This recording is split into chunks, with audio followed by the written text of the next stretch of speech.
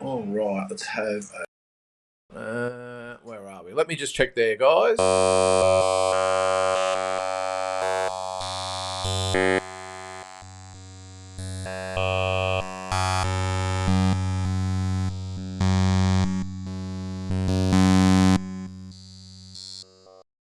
Guys, just going to switch to the... Oh, okay. It's perfect now. Okay.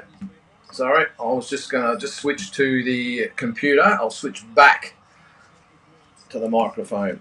All right, let's have a look. Let me know anyway, guys. Where are we?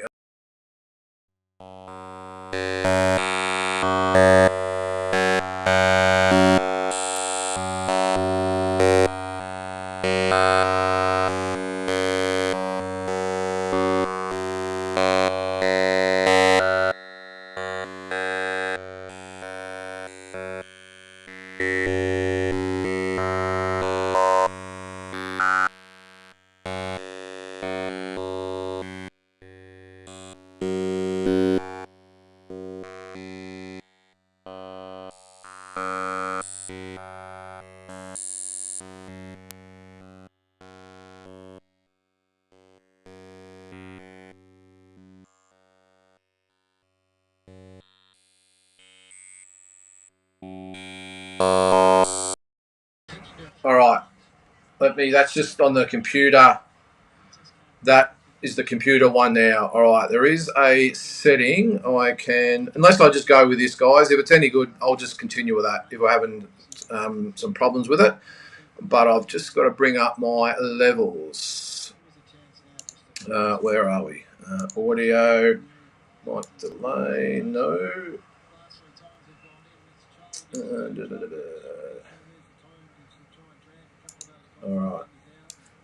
All right, we'll just go with this, guys. I'm not sure what's happened there, but if you can hear me, let's do it. All right. Okay, thanks, Fergus. Appreciate it, mate. I'm just going to zoom out a little bit there. My head's a little bit too big in that picture, I think, especially when I'm going to have to get nice and close to the screen.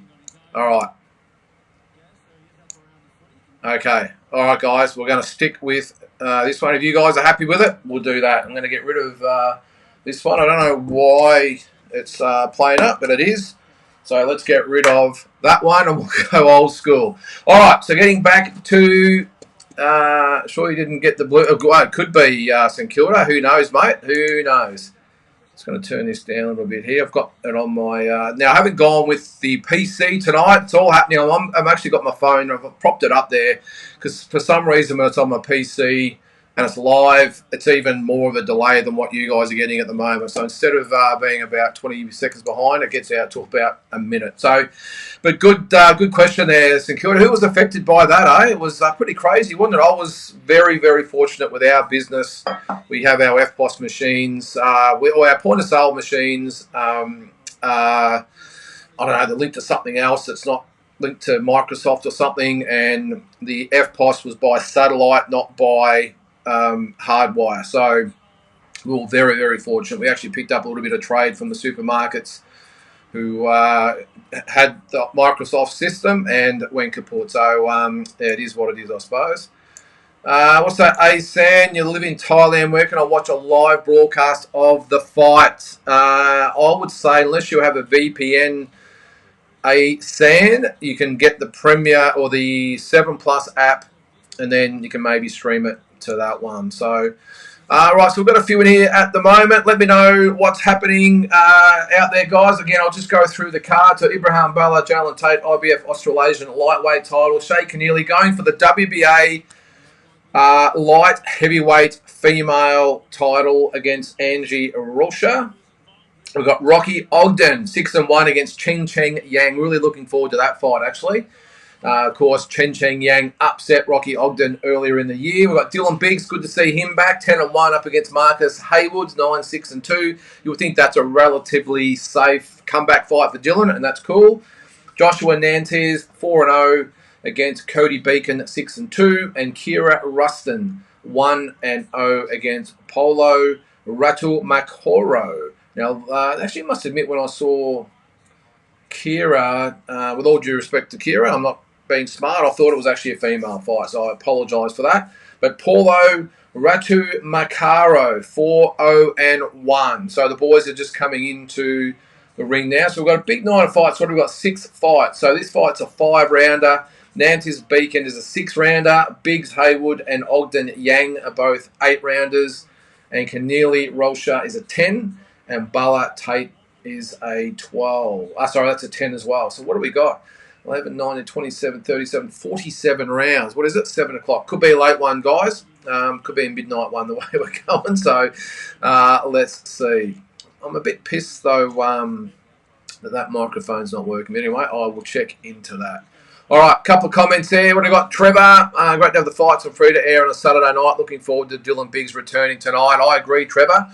And look, I was trying not to be critical of Dylan. I did the preview yesterday, or the weekly roundup, and I didn't want it to come across as being critical of Dylan, because I did say that, look, in the last fight against Nikita, probably showed where he was at, maybe a little bit out of his depth at this stage of his career. And I wasn't saying it in a derogatory sense. I was just saying, look, he's a Aussie 21, 22. He's just a young guy just starting in his journey. On his journey in professional ranks. I just thought Nikita was just a little bit advanced for him. Nikita had a lot of amateur fights. What is he, 25, 26? Really seasoned fighter, Nikita, and I just thought he would have been a bit too much for Dylan. So I was probably just being, I was trying not to be smart about it. I just don't think he was ready for Nikita at the time. But really good to see him back. Trevor, I think he'll have a good win tonight over Marcus Haywood and hopefully get back into the swing of things, because in the scheme of things, what is he, super welterweight? Maybe he goes up to middleweight. I think this is super welter. It hasn't actually got the weights listed there. But if I bring up the ratings, just as we're going, the boys are in the ring at the moment. Okay, Kira Rustin. Okay, so he's actually trained by Gareth Williams at the boxing shop. So I would suspect that he will be a very good fighter. There's Stephen Bateman. How are you, Stephen? Welcome to the telecast, mate. And again, if you're on here looking for a free live stream, that is not this channel. This is a watch along, and I know it's like, why would I watch this guy watching the fights? It's really designed for those of you that are watching the fights. It's why it's called a watch along. We're all watching together, commenting, giving our opinions, verdicts on the decisions, all that sort of stuff. Just a bit of fun. And those, again, who can't watch it live, it's just a way of getting live updates. So we started round number 1 here. Rustin and Ratu Maroro. So anything you want to discuss in the meantime, guys, put it in the chat and let's go for it. I will be giving, obviously, live updates as we go. I'll probably be more of a commentary role once we get into the 2 or 3 main fights on the card. But for this one, I'll just give you the rolling updates as we go. So just looking at the super welterweight, so of course Nikita Tszyu is the champion. Ben Mahoney, or Marnie, however you want to pronounce it, is number 1. Benjamin Hussein is number 2. Carl Mazzuti number 3. So of course those guys are going to fight. Is it August 28th? Wade Ryan's in there. Probably not a fight I would recommend for Dylan Biggs, or especially Nikita Tszyu at this stage. He's a real spoiler, is Wade. Dylan is number 5 at the moment. So there's some good fights there for him. Of course, he's already beaten Daniel Hill, who is ranked number 6. I'm just looking at some other fights in that division. Maybe he might go for Danilo Corradi. I think he might retire, though, after the Nikita Tszyu fight. So, yeah, look, it's an interesting one, whether maybe Dylan moves up. Because, of course, as I said, you've got Mazzuti and Nikita about to fight. The only ones above him are Wade Ryan and Benjamin Hussein and Ben Marnie. Maybe Benjamin Hussein would be a good fight for Dylan Biggs, but I just wouldn't mind seeing him continuing to just get the fights under his belt. What's his record? What did I say, 10-1. So look, he's only a kid. I would give him another 4, 5, maybe even 6 fights before I even step him up again, to be honest. What's that there, mate? Agree. Looking forward to Big. Showed a lot of heart last time and made a fan out of me. Well, he did drop Nikita, didn't he? All things aside, even though I did think he was out of his depth at this stage of his career. Look, he did show a lot of heart. Dropped Nikita, and I thought did really well. And his time will come. I like the attitude of the young guy. He didn't sort of take it too hard. He took it, well, figuratively, literally, whatever you want to call it, on the chin. And I'm sure he'll be back. So what are some other things? I'll bring up some of the other things I discussed yesterday in the news. So we're about 30 seconds going round number 1 here, guys. And it is over. I don't know what happened. I was just looking at my sheet here, and we have a first round stoppage. I'm not sure what happened there, guys. I will check that out. I have no. Let's just wait and see what actually. Now, he's not real happy. Is Ratu Makaro? But 2.5 minutes into the fight, and the fight is over. I'm not sure. There's our old mate Noonan boy in the corner there. Well, not in the corner, but he goes over and congratulates Kira Rustin. He moves to 2-0. So he's in the corner. Okay, so he landed a good left hook. Apologies for everyone that was watching. I totally missed it. So it was a right uppercut that missed. Ratu Makaro tried to throw the right hand, and he's worn a very good left hook from Rustin. Hits the deck, gets up, and the referee has called it off. So I'm not quite sure. From what I've seen there, I'm not quite sure it was a good stoppage. I can't really see what happened when he got up. I mean, whether or not the referee called him to him or asked him a question, I'm not quite sure, but he did wave it off. And Ratu Makaro didn't really, in my opinion, look too rattled. So I'm not quite sure what happened there, but he's called it off. Look, end of the day, look at the upside, guys. It's 1 fight down. It means we might not be here till midnight. It might be about 11:30. So and maybe we might get another couple of stoppages. But I just on the card itself, before I get into some of the news that's happening at the moment, did you see the opponent for Shay Keneally? Now, I haven't seen really anything of her, I'll be honest. It's Angie Rolka, 14-4-3. Now, what I did see, though, was at the weigh-in that she was about a foot shorter than Shay. Now, look, again, I haven't seen her fight. I don't really know. Normally, I would get on YouTube and see if I could find something on her, but I must admit I didn't. And I know you can't judge this, by the way, guys, but let's just say the body shapes of the two, I was a little bit surprised that we've got a world title challenger in Angie Rolcha. I'm just going to have a quick look at her record. Now, I don't know, this is for the WBA light heavyweight title, but she actually got, I hate to say it, she got knocked out in the first round in her last fight. So I'm not sure how that qualifies for a world title fight. And again, I'm not. She did the girl she lost to, by the way, Raquel Miller, was 12-0, by the way. Now I'm not quite sure what she's gone on to since then. She's 13, so she hasn't fought since then. But she got knocked out in the first round in her last fight. Yeah, okay. Look, I'm not going to jump to any conclusions, but I don't know. How do you qualify for a world title fight if you've just been knocked out in the first round in your last fight?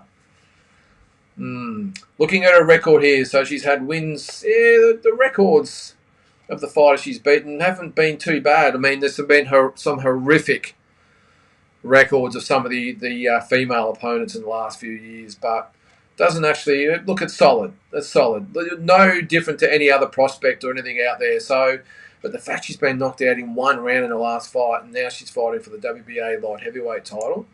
Now, that there obviously has been comparisons to the Jeff Fenech situation. Of course, Alex Winwood, 4-0, will be fighting for the WBA, I think it is. Hang on, I've got it up here. No, I haven't. Fighting for that was last week. WBA minimum weight title pretty soon. Trying to beat Jeff Fenech's record. I'm not quite sure you could liken this to that, though. I might just, if I'm being honest, and all due respect to our female boxers and fans that are out there, I'm not going to put that. If she happens to win tonight and wins that WBA belt, let's just say she'll be the fastest female to ever make it. Let's not put her in the category of a Jeff Fenech, especially when the opponents she's fought, 2 on debut, one that was 2-3. Well, actually, she's fought the same girl the last 2 fights twice, 2-3, 2-4. So look, let's hope she gets the win. I'm certainly not being derogatory towards Shay, but I'm certainly not going to put her in the category of a Jeff Fenech if she happens to win tonight. So it'll be interesting. We'll have, 3 female world champions if Shay can get up tonight. So the girls doing great things. Of course, we have had Ebony Bridges. So the girls really setting the standard at the moment. So we've got Carl in the chat. How are you there, mate? Yep, it's wolf time. Let's go.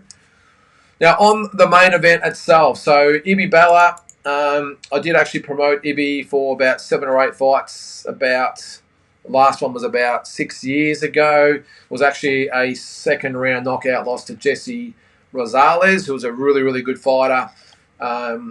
And he has since came, so he had, so I'm just trying to look at his record there. So he had 4 years out of the ring, came back with a 6-round decision in March 2022, followed it up with a 6-round decision over Shiva Mishra 9 months later, and his last fight, which was a year after that, was Yusuf Dib when he won a 10-round upset decision. And pretty much, I was going to say it was a shutout. It's an interesting scoreline. He beat, so one judge, so Leanne Reed had Ibi winning 10 rounds to 0. Brad Vicali had it 7 rounds to 3, and John Couchy had it 5 rounds to 5. So look, I was overseas when this fight was on, so I only saw the highlights. I didn't watch the whole fight back. But isn't that interesting with the judges?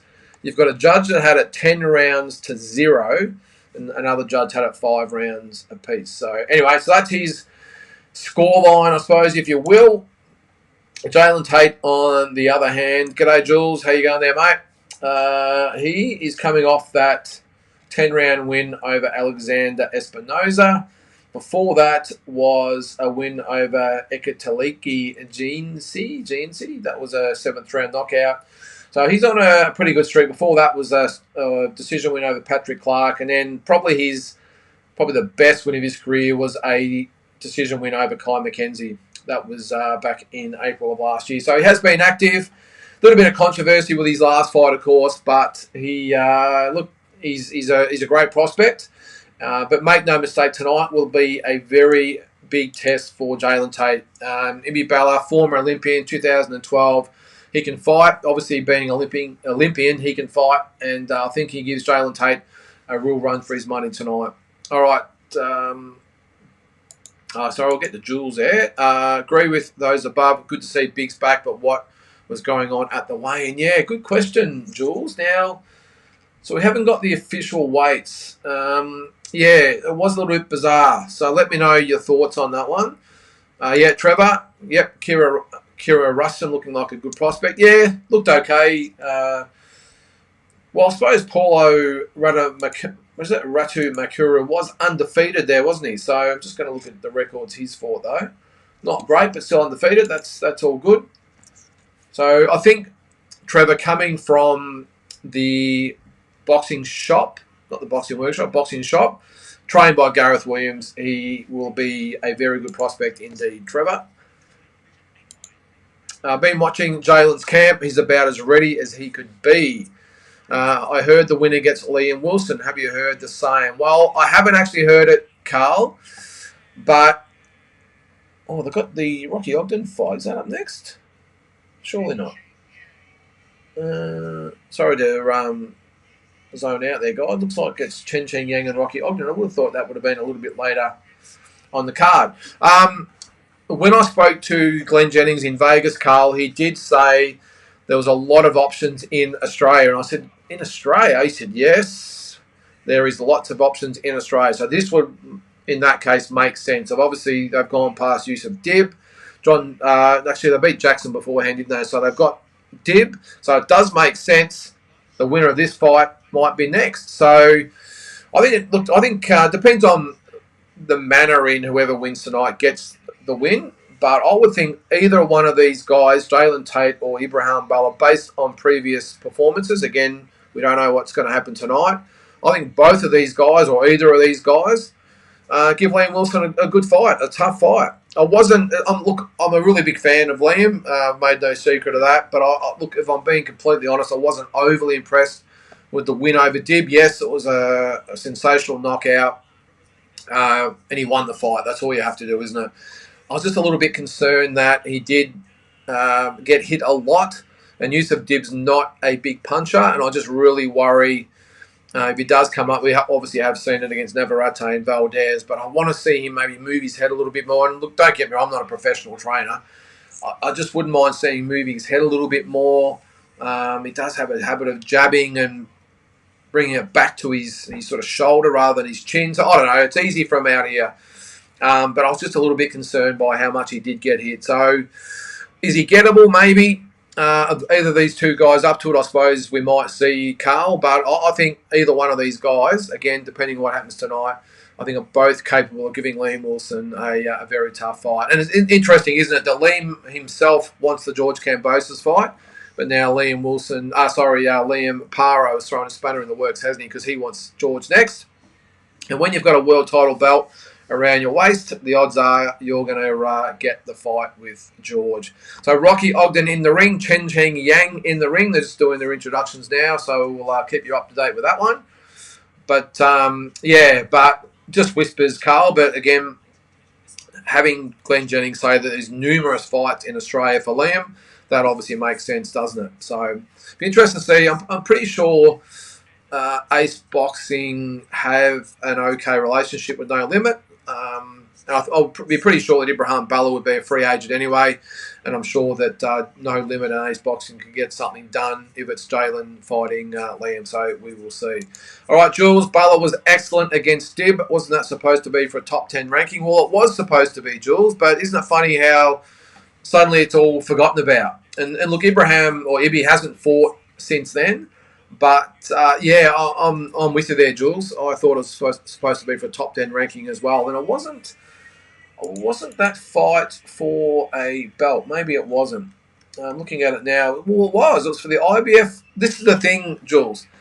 It was the IBF Australasian lightweight title, which is on the line tonight. That should have got Ibrahim Balla an automatic top 15 ranking. Now, it might still be coming, although that was what? December last year, so obviously not. He would be in the rankings now. So I'm just going to pull up the official world rankings now. He should have a ranking in the IBF. He should have. They're just introducing Rocky Ogden now, so we'll get to that as we go. Looking forward to seeing this one. So at lightweight at the moment, so especially in the IBF, there is no Ibrahim Balla. So I don't know. Work that one out. But you're supposed to get, if you win one of those regional belts, Jules, you're supposed to get a top 15 ranking, and that is of, when are the rankings? IBF June 12. So, no, didn't get the ranking, even though he is the IBF champion. So, doesn't make much sense to me. Hang on, we'll go to Big J. How are you, Big J? The chump, yep. Wants to fight me then. Okay, mate, I'll let you sort it out with him. All right, into round one, by the way, guys. I'll update this as we go. So, Rocky Ogden a little more cautious this time than he was last time, I will say. He's obviously going to have a healthier respect for Chen Cheng Yang. He's actually moving to his right boxing at the moment, and Chen Cheng Yang is the one that's on the attack. Nothing really meaningful thrown yet, though. Carl, sorry, worried about Wilson's health. Yeah, it takes way too much punishment. Yeah, and I was worried, Carl, that if Yusuf Dib had been a bigger puncher, that Liam might have been in a bit of trouble in that last fight. Again, I thought he got hit way too much, or that he gassed a little bit. Now, look, it might be a transitional thing. He's trying to change his style. But at the end of the day, he got the win. I don't really see Yusuf Dib as a world-class fighter, and that's what worries me, that he was able to hit Liam way too much, Carl. But, yeah, I'm with you there, mate. And Liam versus George makes Liam sense. Well, for George it does, 100%. I know Liam would want that fight. Is that Liam Wilson, I'm assuming, not Liam Paro. Liam Paro and George makes a lot of sense, of course. But Liam Wilson, I don't think it makes any sense for George whatsoever. So we're halfway through the first round here, and Rocky Ogden, again, he's poking out the jab. Moving left, moving right, probably just giving Chen Yang just something to think about early, but being a lot more cautious than he was in the first fight. I think he definitely underestimated Chen Yang and paid the price, but I've got a feeling this time you might see a nice and composed Rocky Ogden. Definitely looks, very good from the start. Chen Yang, I would say, maybe winning the round so far. There's a minute to go, only because Rocky Ogden has been very cautious to date. So I would think, being an 8-rounder, Rocky might have a round or two to have a good look at Chen Yang, if he didn't get enough of a look at him in the first fight, that is, and then maybe pick the pace up once the sting goes out of the fight. But we will see. All right, so Big J, if Canelli wins tonight, she'll beat Phoenix record before Winwood will, and they'll drag. And where they drag her opponent from, looks like she's never fought in her life. Well, again, the appearance of her, she has had about 20 fights, I think, though, Big J, so I'm assuming she knows what she's doing. But the fact she got knocked out in one round in her last fight, I don't know. I know in this day and age of the sanctioning bodies and the alphabet soup belts and all the rest of it, anything can happen. But how the hell do you get a world title, even with the females? How do you get a world title shot? And again, I'm not being disparaging to the. Sometimes I must come across and I'm being overly critical. I'm just asking the question, and if you guys are happy with it, then that's fine. But how does the end of round one, by the way, Rocky Ogden pretty happy with himself. How does a fighter, male, female, whatever it is, get a world title shot when you've been knocked out in the first round? It's one thing to get beaten in your previous fight, but to get knocked out in one round in your previous fight and get a world title shot, even for the female ranks, I don't understand it. But again, I'm not going to spoil Shay's moment in the sun. I just don't get it. But anyway, again, though, Big J, yes, she'll technically beat Winwood to it and beat the Phoenix record, but I'm going to pick her up and put her in a different box if that's cool. All right. Jack agrees. Has always had a speech impediment, but it's getting worse. Well, look, I've always thought with Liam, he's almost shy, you could say. He's very reserved. I think very uncomfortable speaking, being around probably people he doesn't really know. And I'll put it down to that. So let's hope it's just that. But, yeah, if that is the case, I hope, that maybe they might look at that at some stage. But I'm sure his team, some of the best in the business, I'm sure if there's any issues there, they would be right on it and advise Liam on what direction to take. So we're 30 seconds into round number 2.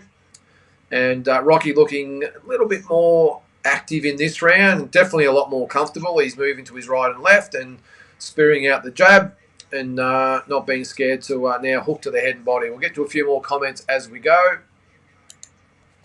Liam has a habit of getting hit more than he should. Unlike Hardman, I believe Liam has a raw ability to adapt his style if he wants, but I've got a feeling he doesn't want to. Well, there was the case, wasn't there, Jules, of him being stubborn, and he admitted it. Benny Harrington, his trainer's spoken about it. Glenn Jennings has spoken about it. And I think No Limit might have even spoken about it. So everyone's spoken about it. So maybe the unconvincing performance in the last fight had something to do with that. But I am with you there, Jules. Talent-wise and ability-wise, I think he definitely has.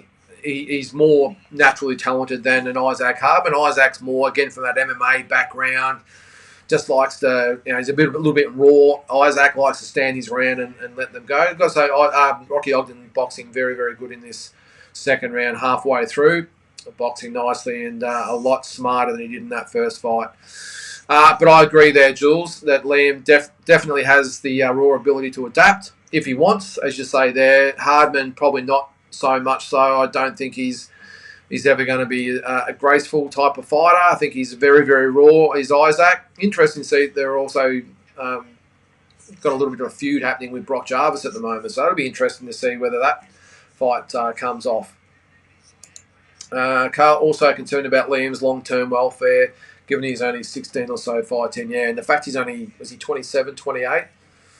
But again, look, you have to respect and trust his team, Jules. I don't think there's any way that Benny Harrington or Glenn Jennings would let him go on if he was really under any danger. But yeah, I'd be lying if I said I wasn't concerned with maybe some of his recent comments. Let's just hope it's just a matter of being a little bit shy and uncomfortable. All right, Jack. I was a bit hyped on Ogden, but let's be real, this Chinese guy is a good fighter, but easily a weight class or two smaller. Yeah, well, let's get the event up again. All right, so with 10 seconds to go, round number 2. Sorry, guys, I haven't had much of an update here. But I think Rocky Ogden, has won that round, but Chen Cheng Yang, he's come to fight. Let's have a look at the weight situation there, Jack. I wasn't aware that he'd fought much lower. So his last fight, they fought at... So it's actually featherweight, sorry. What did I think I might have called it? Lightweight. Before that, he actually fought at bantamweight. So, yeah, 2 divisions below. He has fought as low as 112. That was in March last year. But he has fought as high as, well, before that, 122. That was early in his career, though. He's only turned pro in 2019, but hasn't really had many fights. So, yeah, and Rocky Ogden, on the other hand, has fought pretty much at featherweight his whole time, I think. Has fought at lightweight, actually. Super lightweight. Super featherweight. Long night. Okay. Yeah. Been a pretty even fight so far, though, I've got to say.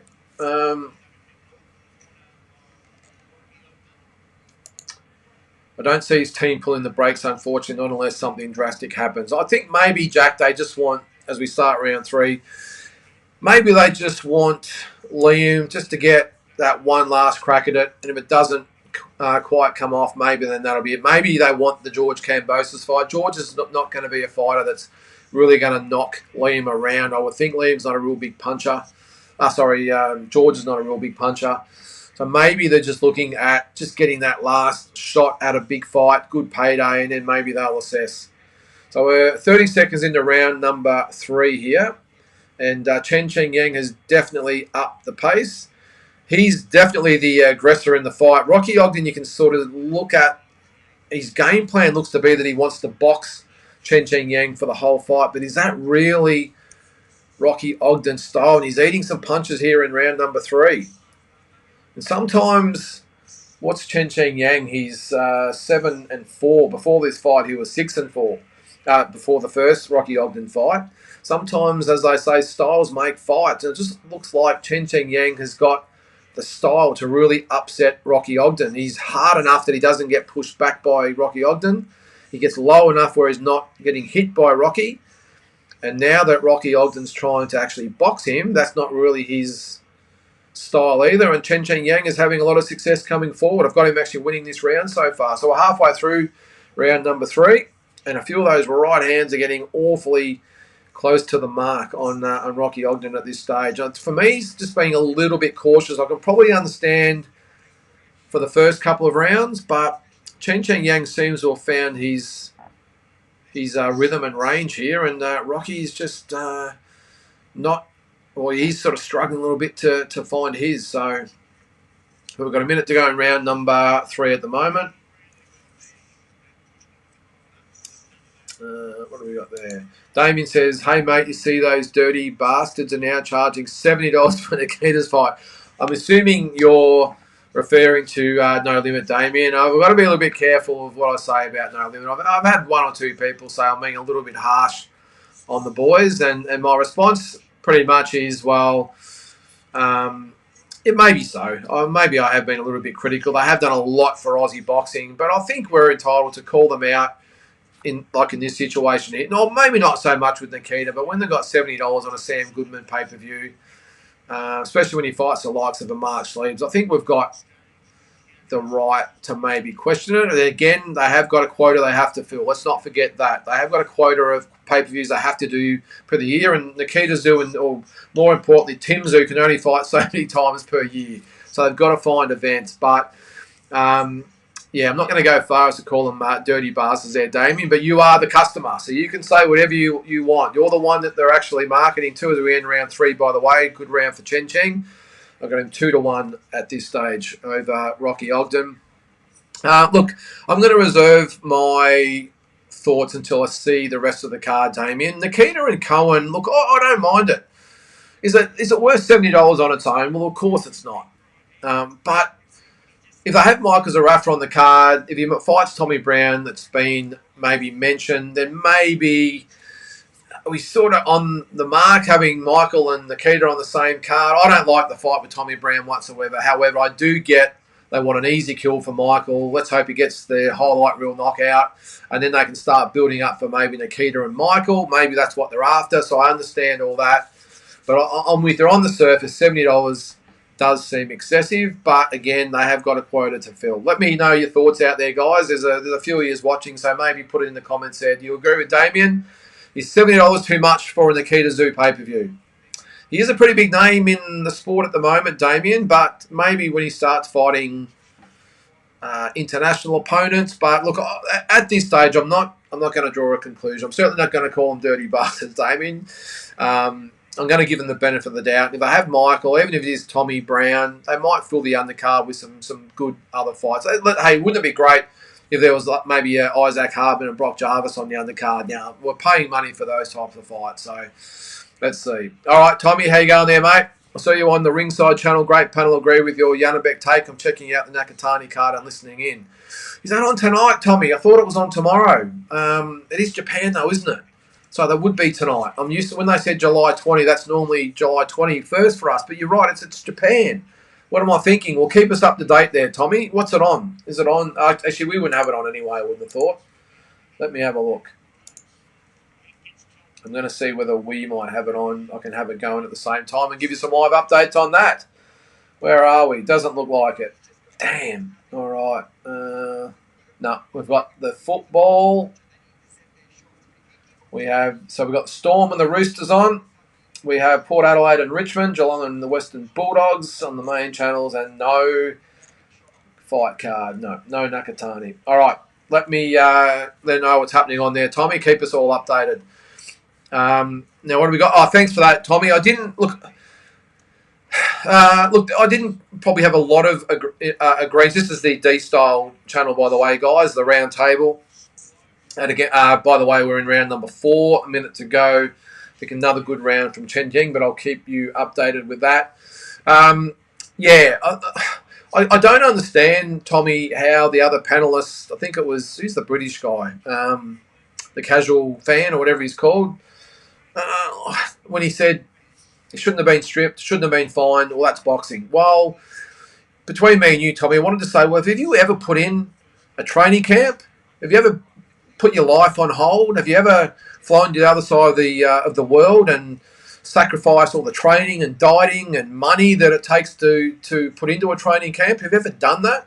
It's easy to say, well, what's there to see? He didn't make weight, so he didn't actually weigh in, so technically it's a fight's off. It's a technicality. If he had a weighed in, of course, then maybe he would have got stripped. But it's a classic case of a person that's never actually been in that situation, Tommy. Now, I've never been in at that level, but Olympic Games, that sort of stuff, the sacrifice and that you have to put in at any elite level, whether it be professional or amateur, the work that you put in, especially when you got to travel, I'd be absolutely pissed if I didn't get a fight because my opponent didn't get the weight cut right. So, again, it's just opinion based, but yeah, I 100% think he should have been stripped, maybe and or fined. Worst case, it should have been automatically rescheduled. He would have had to pay maybe a penalty to to Mikhailovich for the inconvenience of the whole thing. I would have thought maybe a percentage of his next purse or whatever it might be. Maybe he gets an extra $100,000 or something out. I don't know how it all works and what they get paid, but there's got to be some repercussions, surely. I mean, the only difference is he didn't actually get on the scales and not make weight. If he had got on the scales and not made weight, well, he would have been stripped, and Mikhailovich Well, they would have fought, I think, at the end of the day. They would have fought, and if Janibek had won, he would have vacated the title. But either way, he would have lost his belts. To get out of it as a technicality, the fact that he didn't actually hop on the scales, so he keeps his titles, well, how was that right? And I reckon, and you would have seen that in the episode yesterday on D-Style, that was a good point. I can't remember who made it, that it was a strategy. They knew he wasn't going to make weight, so they actually pulled the whole he's passed out and gone to the hospital thing. So they would have had to have pull him out. They would have known he wasn't going to make weight, pull him out, and he keeps his belts. Doesn't have to go through the weigh-in. They would have known he's not going to make it. So rather than actually weigh in and not make it and lose his belts, they pull the medical card, rush him to hospital, and he keeps his belts. I just think it's wrong, Tommy. But anyway, I'm glad you agree there, mate. I'll keep going there. I'm probably a little bit behind there. All right, 30 seconds into round number 5 here. And I would think Chen Cheng Yang is winning the fight so far. I think he's been very aggressive. He's pinned Rocky Ogden on the ropes and in the corner. And I just think Rocky's just being a little too cautious at the moment. Again, I understand the first couple of rounds, but we're into round number 5. And I haven't really seen him open up yet. He's fighting off the ropes. He gets hit with a good left hook there and clinches. I'll keep going through the comments as we go, guys. Good check hook from Ogden there. This is on Liam. He's headstrong, got that warrior mentality, but when you keep getting caught, it takes its toll long term. Is it scary? The concerning thing is, Carl, is that he's 27, 28. Normally, you don't see the signs of this stuff until you're maybe in your 40s, 50s. That's when the effects come to light. And 27, 28. I'm giving his team the benefit of the doubt, Carl. I know the team well, and I just don't think they would put him in there if he was at risk. But I'm not going to lie. The interviews fight week, weren't good. I don't think. But anyway, let's again put the faith in his team. Keep those updates coming here, Tommy, when the main fights start. Can you believe we don't get the fights here in Australia? Minute to go, round number 5 here. I'll keep the updates coming. Liam has a speech impediment and he gets very nervous in front of cameras. He does. Hard to tell what's what. Nothing would make me happier to see Liam get his title payday and get out. I think that's the end game, Jules, and let's hope so. And look, all things aside, if you meet Liam, he's such a down-to-earth type of guy. I don't know how else to explain. He's just a regular, reserved, down-to-earth, shy guy with a killer left hook. Carl Janibek is an absolute joke at 160. Well, I think I said, Carl, the fact that this has happened, he should be stripped of the titles and told that he cannot fight for those belts again at 160. You've forfeited any trust in you at that weight. And whether or not ESPN risk another main event with him as well, after what's happened here, that's to be debated as well. But the WBA, IBF, I think it was, they should say, you're stripped of our belts for starters. Mikhailovich will fight the next available contender whenever that's happening. And you are no longer able, or you are barred from ever challenging for our belts again at this weight. Not barred from fighting at all, but at you. So the WBA, for instance, says you are now barred from fighting for our 160-pound belt ever again because you've failed this. You've put yourself in physical jeopardy as well. So we will no longer sanction a fight with you involved at 160. There are the things that are going to encourage fighters to do the right thing. All these weight bullies. And I think someone said the other night that made some sense as well. Why not have a same-day weigh-in again? That would eliminate all this. I know there's no real ironclad way to get around it, apart from doing scientific analysis on everyone that fights for belts. So if you're going to challenge, or you have a belt, or you're going to challenge for a belt, maybe you've got to be assessed with your body mass and muscle and fat and all that sort of stuff. And maybe the scientists say, I don't want to put anything in the hands of scientists, by the way, what's happened in the last few years, guys. But maybe they say, well, no, anything under 165 Janibek, and you're at real serious risk of doing some damage to yourself and not being able to rehydrate properly, which puts your brain at risk. Maybe that's what's got to happen. I don't know. It's card free. It is, mate. It's on an app called 7 Plus. Now, if you've got a VPN, you should be able to download the app. It is free. And if you haven't got a VPN, I use Surfshark. Purely and solely that I can get different shows and stuff on Netflix and some other streaming apps, maybe some fights as well that you might not get if you had an Australian VPN. I think you're in England, I think, aren't you, Tommy? So I think, or wherever you are in the world, if you put a VPN that you're in Australia, then you'll be able to download the 7 Plus app and you'll be able to get this event free. It should be a really good fight too, Tommy. If you're not familiar with these two guys, Ibrahim Balla, 2012 Olympian. Jalen Tait, 15-0, really on the up in the lightweight scene, or on the lightweight scene. Should be a really good event, and the female world title fight on the undercard. Yep, Carl, finally some free fights, 100%. All right, so we're halfway through round number 6, and look, it's really hard to get a gauge on what's happening. We have Chen Yang who's putting on all the pressure. He's pushing the fight, and Rocky Ogden again, I'll say it, being round 6, fighting strictly off the back foot. And I just don't know if it's the smart way to fight. Having said that, he did try to maybe punch with Chen Yang last time and got himself in a little bit of trouble. I don't know. Maybe the judges like what they're saying. If you're scoring it, let me know how you have it. But for me, fighting on the back foot, he's just leaving himself open too much to those overhand rights, and the left hook's in close. Has landed his share of good shots, but I'm just not quite sure he's doing enough to win these rounds. But anyway, we've got 40 seconds to go in round number 6. Tommy B, how you going there, mate? Looking forward to seeing Ibby in action tonight. Had some losses in his career, but think he's reaching his sweet spot with his experience and could do some big things if he can win. Yeah, I hope so, Tommy. I'm not sure whether you saw what I said earlier in the telecast, but I promoted both of Ibby's losses, unfortunately. I'm just trying to look at how many fights I promoted of his, actually.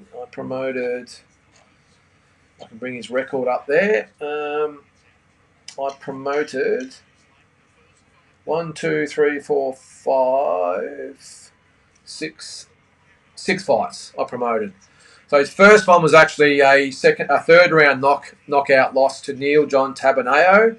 That was for the WBO Oriental featherweight title. Didn't really get off to a great start. He didn't make weight for that and really struggled to get into the fight at the time. Had a couple of wins after that, 4 in fact, and then was knocked out in the second round by Jesse Rosales back in 2018, and has got back on the winning list after that, 3 straight wins. And if he can get some momentum, Tommy, anything's possible. Obviously, the guy can fight. I'm not quite sure how old he is now. He's 33, so maybe time's sort of running out, but full credit to him for having another go at it, and now he's in another big fight tonight. And if he wins tonight, then who knows what can happen after that. What's that on Liam? The only way to know for sure if Liam is declining cognitively, whatever, is to get a cognitive test done by a doctor. MRI will only show visible damage to the brain, like lesions and bruising, etc. I would think, Jack, that would happen anyway. We're going to round 7 here, guys. I would think that would happen anyway.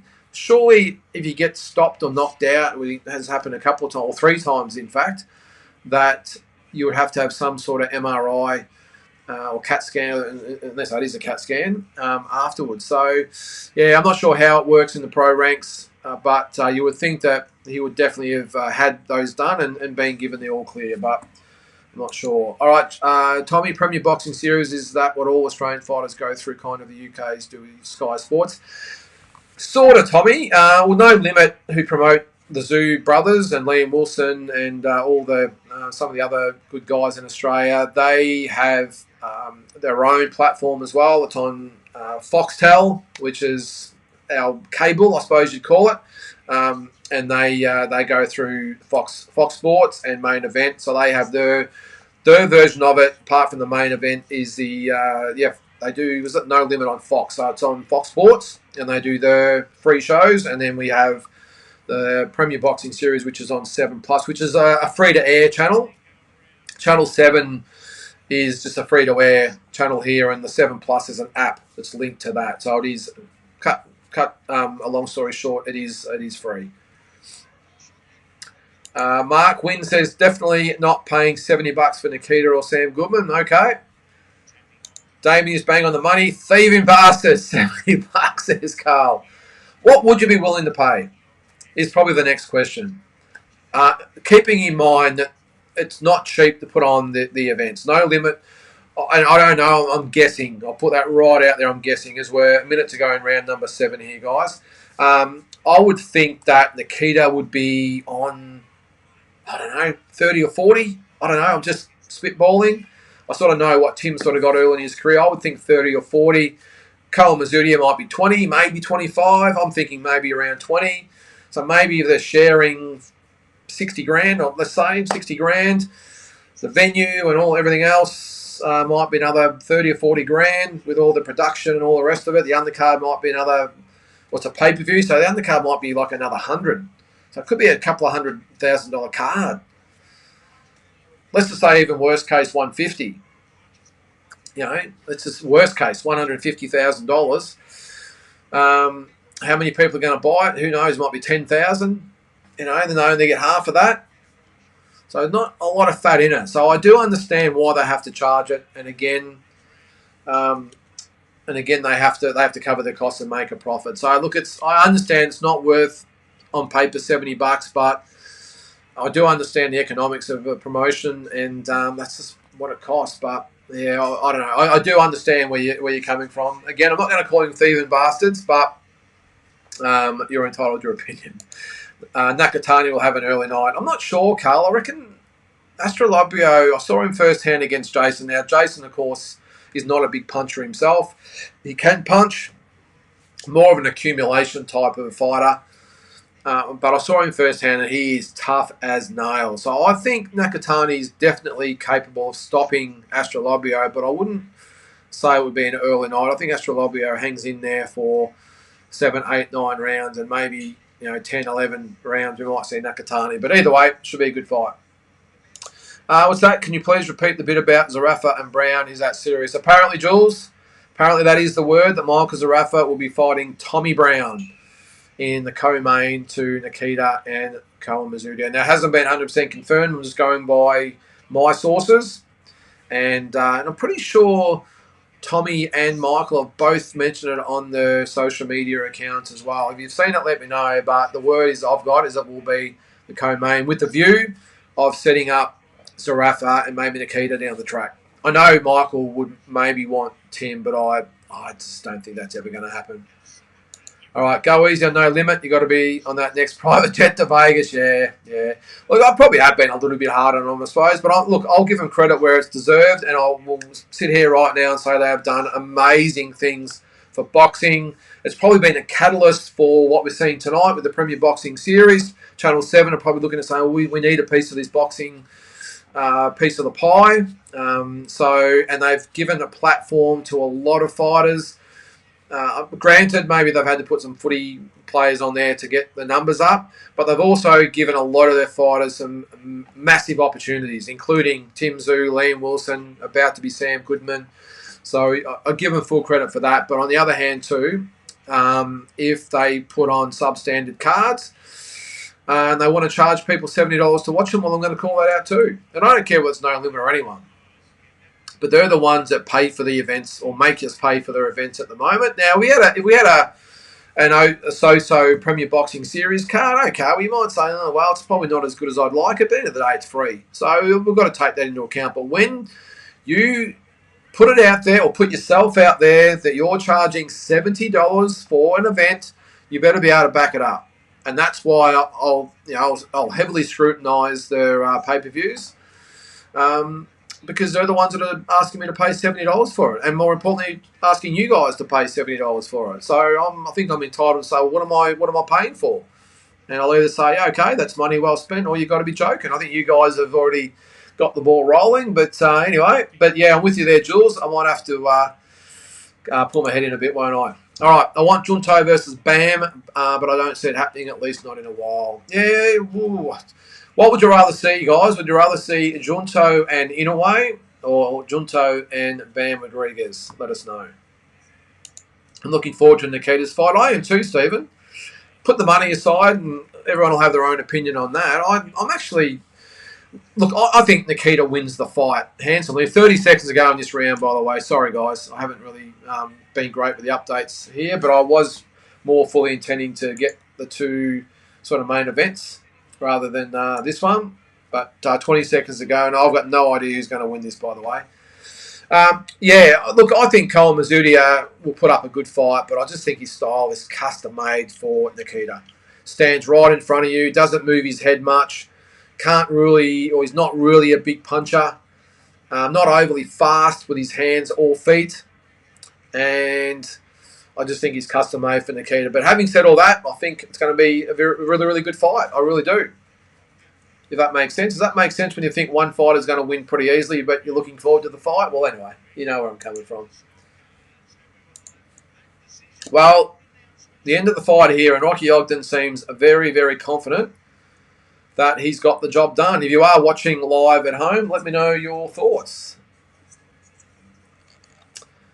That's why I saw it too, Jules. Rocky doing it tough in the rematch. I thought so too. Nikita versus Brock Jarvis is the fight. I like that, Trevor. I like that. I think Nikita and Brock Jarvis, and maybe that's probably why we haven't really got Brock responding to a lot of the talk between him and Isaac. Got to remember too, Isaac's a middleweight, and I'm not sure whether Brock has actually said that he wants to go all the way to middleweight. I'm pretty sure he said he wanted to fight at 154, and if that's the case, I think Brock and Nikita would just be massive. What would make it better, of course, is if Brock was still trained by Jeff Fennick. Having all that in the mix, it would be a really good sell. But I want to see Brock Jarvis fight first at the weight, because I want to see how. I think he'll go okay. I really do. I think he'll carry the weight well. But I want to see him at the weight, whether it's 154 or even 160. I'm really looking forward to see how he handles the extra poundage. So Kilda 1, 2, 3. Rocky getting caught, not looking good. That's the way I sort of saw it, just going back and forth there, mate. But I suppose we'll see. The decision is about to get announced, so we'll see. I've never cut weight to box, but common sense tells me how big of an inconvenience it is for Andre. Janibek keeps his belt, and I doubt that fight is going to be rescheduled, so Andre is out of luck. There's my point right there, Tommy. The guy goes through a whole camp, flies his... Well, the flight's would have been paid for, but he would have been paying for probably accommodation and food and all that sort of stuff, sparring partners, everything like that. Goes over there, Janibek pulls out of the fight, and Andre's left with nothing. And I would doubt... I'm with you there, Tommy. I doubt that the rematch, or not the rematch, the actual fight will happen, because ESPN, Top Rank could be saying now, well, we're not going to risk Janibek again. So now we're going to have to reassess what we do with him. So, all right, so the decision's about to be announced here, guys. I'll give you the scorecards. All right, here we go. 77-75. 77-75. 77-75. Rocky Ogden. There you go. 77-75 times 3. So 5 rounds to 3 for Rocky Ogden. Now, well, Chen Yang's obviously not impressed because he jumps straight out of the ring. Let me know your thoughts if you were watching it live. Let me know. Just by going back and forth, I thought that Chen Yang did enough to win, but Rocky Ogden gets the decision. Yeah, it's massive inconvenience, Tommy, and it's just... Sure, there's got to be some sort of repercussions for Janibek. I just don't get it. Carl, these Japanese turn up to fight, don't they? Is he Japanese? I thought he was Thai. Hang on, where is he? No, you're right. He's Chinese. If this is the one you're talking about, Carl? Chen Yang is Chinese. But they turn up to fight as well. They say the IBF has a 10-pound rehydration clause, but when you see Boots in the ring, I'm shocked how he can make it.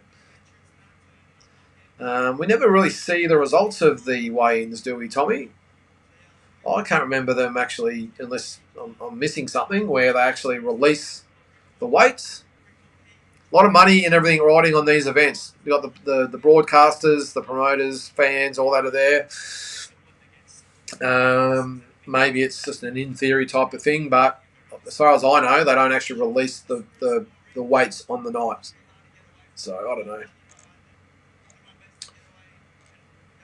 What's that, Carl? Tommy, Bam Junto is crazy good, yeah.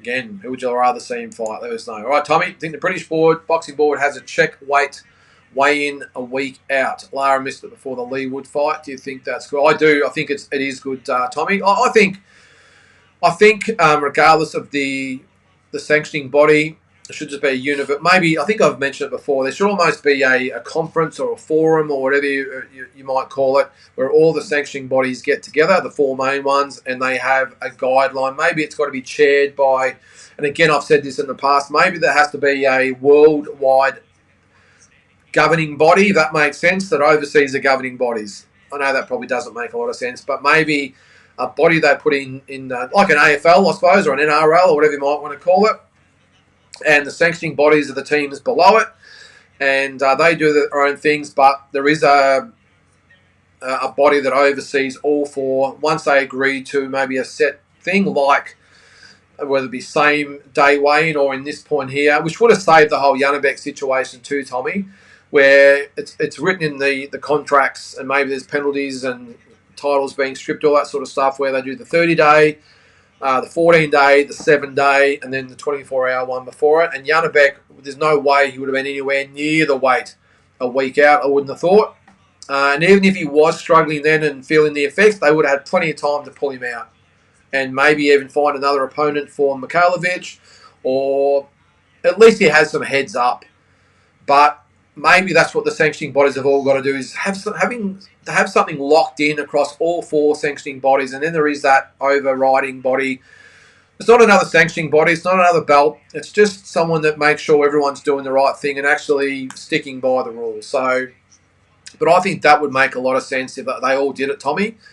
Because again, in this situation here, 7 days out, they would have said, Janibek, mate, you're 15 pounds over, or whatever hell it might have been a week out.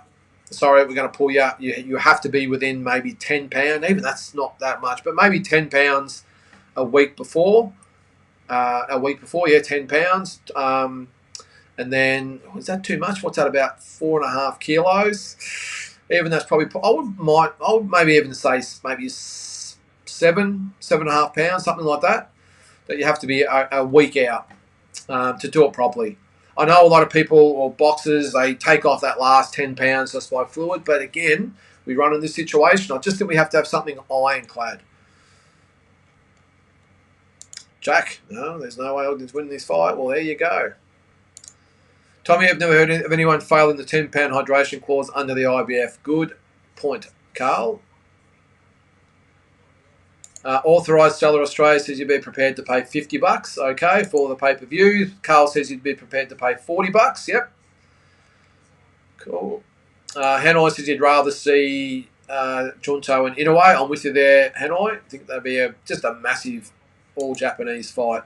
I'd pay $30 for Nikita. I'm not paying a cent for Goodman. Simple as that. Yep. Good call, Mark. I don't think No Limit are really going to want to hear these comments. Well, maybe they do. Maybe they've got to get a bit of a wake-up call. Rocky wore some right hands that round. Yeah, I don't think he won the fight. But anyway, Carl says Brock has gone on the ground. Haven't heard much. A little bit on social media in regards to Isaac. That's about it, mate. Nikita and Brock had a funny interaction last month, I think. Yeah, I think they did cross paths, Hanoi. I'm not quite sure. Liam Paro derailed Brock's career. I think leaving Jeff Fennick didn't do a lot for him either, Carl, because I just think Jeff opened a lot of doors for Brock. A lot of doors that maybe might not have been opened without Jeff. I'm not quite sure who he's training with now or whatever. Yeah, I'm assuming he's now with No Limit. I don't think there's been any. He did have that fight with the No Limit on Fox, didn't he? I just might bring up his name and just see. I think has he only had one fight since Brock?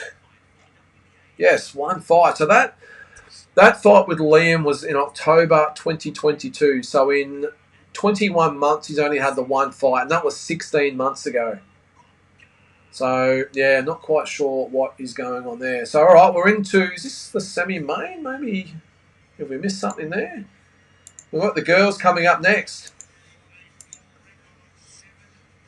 So, I'm just trying to, all right, so, no, maybe not. Maybe, not quite sure what's happening here, guys, but we have a world title fight. It's, so maybe they're going to have Dylan Biggs as the co-main. Wouldn't you have thought a female world title fight, regardless of men's or women, would be the co-main? Anyway, look, with the risk of upsetting certain demographics out there, this lady looks anything but a boxer. That's all I'm going to say. And if you're watching the fight, you'll understand what I mean. She's about 4'8", slightly solid, let's just say. Geez, I've got to be careful these days, don't I? I'll be cancelled, thrown off YouTube. Hey, I'm sure she'll come out and she'll be a very good boxer, let's hope. But I haven't seen her fight. Shaker nearly on her way out. She doesn't actually have her height. Let's see. Anyway, I'm sure they'll bring up the tail of the tape, guys. I don't want to be too harsh because at the end of the day, no matter what they are and who they are and what they look like, they still do the work. So, yeah, okay. There it is. So Shaker nearly on her way out. Sorry, we'll get through some more comments. Brock needs to be tested at 147 or 154 before he even thinks about Hardman at 160. Yeah. Paro slept him bad. Left hook, I think. Unfortunate for Brock. Was it a left hook? I can't remember what was it. I think it was. Even though Liam is a southpaw, I'm pretty sure he might have just slipped outside and come back with a beautiful left hook from the southpaw stance that just caught Brock Jarvis cold. All right, Damien. I'm being too harsh on No Limit. You're being way too nice. These pricks and the big turkey events are half the price and 100 times better events. I'm just trying to be maybe not as critical, Damien. As I said, I've had just a couple of people say I'm being a little bit harsh. Don't you realise that No Limit have just been fantastic for Aussie boxing? So I just let me know. Am I being too harsh, or am I just telling it the way it is? I think I'm just telling it the way it is. But yeah, again, as I said, I'll just tell it. I'll be critical where I need to be critical, and complimentary when I need to be critical. Was it that fast? What's some nice home cooking there? Yeah. Don't agree with that at all. That's the Ogden fight. Tend to agree. Did Paro win a title from his last fight overseas? Yes, he did, obviously. Yeah. Yeah, IBF, wasn't it? Yeah. There's Andy in the chat. How you going there, mate? Welcome to the show. Girls being introduced at the moment. Yeah, I'm trying to be nice here, Carl. Never judge a book by its cover, as you know. But she's had what? What is she? 14, 4, and 3. So she's had 21 fights. But she is coming off again. I'll say it. A first round knockout loss. Shaker Neely being introduced now. So we'll get to that. Yeah, she's a tank. Yep, St Kilda. Yep. Hanoi, come on. Does she like a female butterbean? D-Style, how you going there, mate? We're just watching the fights here in Australia at the moment. You're probably watching the Nakatani fight over there. Junto Nakatani, where we don't get that over here in Australia, mate. I think we might have covered that on the round table yesterday. No, we're not. We've got the football on our sports channels, and what else have we got going at the moment on the sports channels? We've got the rugby league, 2 channels with AFL, so Australian rules football. We've got golf, we've got supercars, we've got the F1, and MotoGP. That must be the bikes. On ESPN, we have the NFL Flag Championships, whatever that is, and AEW Rampage. So we have, and then we've got cricket on the other channel. So we've got 1, 2, 3, 4, 5, 6, 7, 8, 9, 10 designated sports channels, and we don't get the boxing. That's how we're going over here, D-Style. But we've got Ibrahim Balla and Jalen Tait here on the Premier Boxing Series.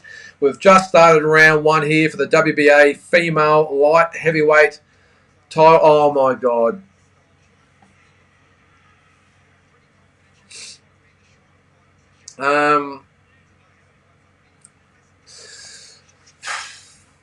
I've got to be nice. I've got to be nice. Lyndon, be nice.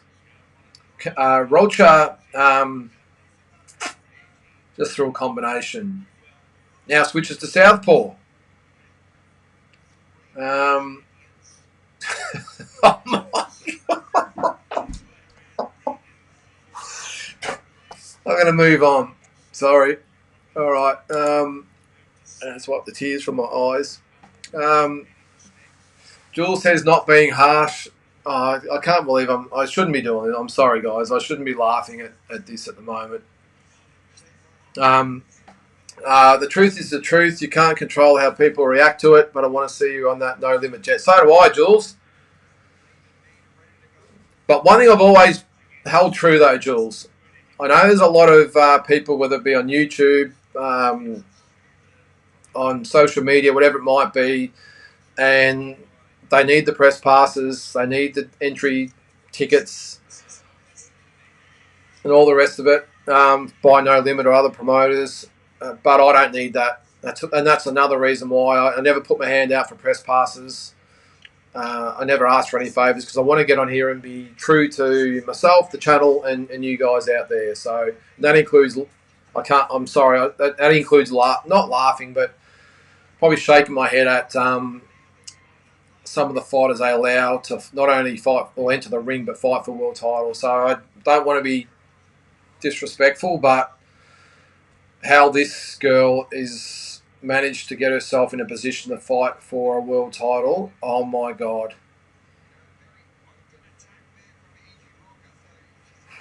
Okay, all right, sorry, we'll move on. I'm glad it's your show. Thanks, mate. I think you've been around long enough to have an opinion on other promoters. Yeah, I know I have, Carl, and that's why I'll always tell it the way it is, and I understand the economics and dynamics and the way it works, and you can't look.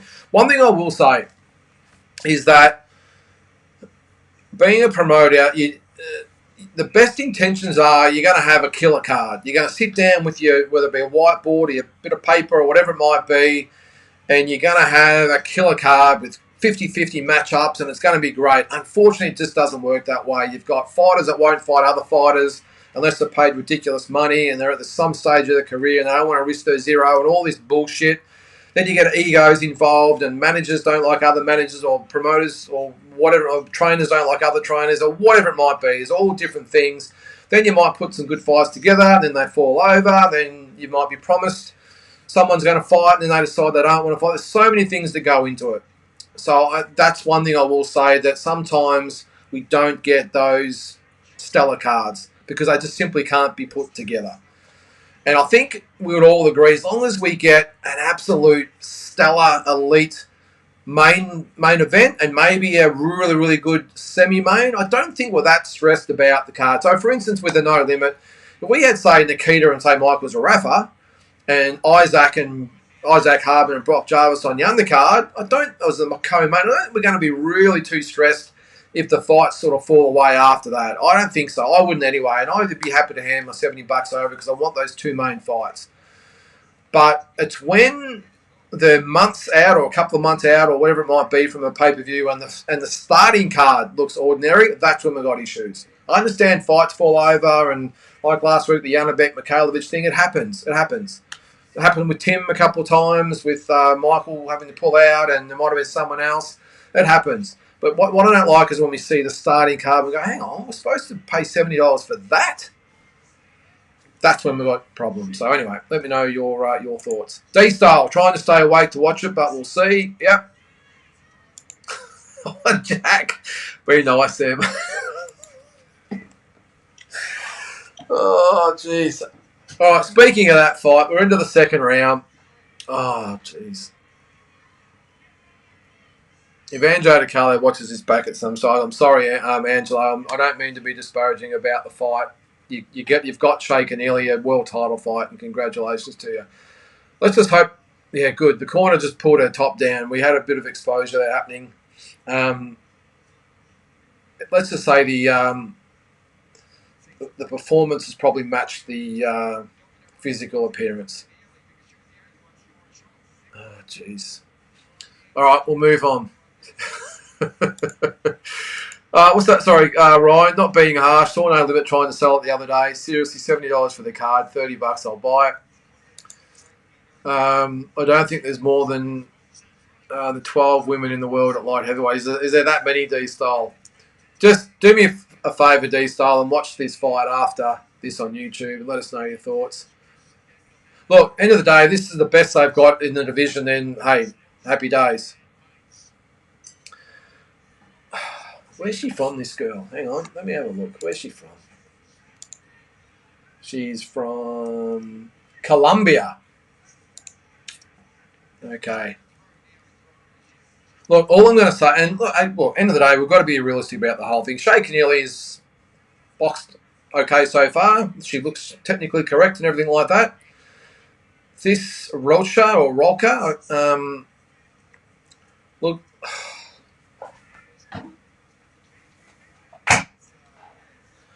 I'm going to say literally, I'm going to get myself in trouble here with the promoters the way we're going, but literally looks like a girl that's been in the gym for 2 weeks. I mean, to the point where I haven't seen a jab thrown. I'm seeing the chin up in the air and this. No technique. How this girl's had 21 fights and is fighting for a world title. Keep me distracted here, guys. I don't want to watch it. This would be No Limit pay-per-view, $30. Yeah, well, yeah, Damien. What the hell is this? If you're watching it, let me know. Oh, my God. The shirt girl getting her ass whooped. We're in the third round, by the way. Women are 1,000 times better in their natural roles. If sport doesn't show you that, I don't know what will. Oh, jeez. Yeah, not... Look, and not just that now. Now she's absolutely gassed. So D-Style, my friend Hannah Gabriels is a welterweight / junior middle, and she moved up and won heavyweight title and light heavyweight title relatively easily. D-Style, you've got to look at this. And look, all things aside, Shay Keneally is boxing quite well. As I said before, she's technically correct. She's using her straight punches pretty well, but oh my God, pull her top down, will ya?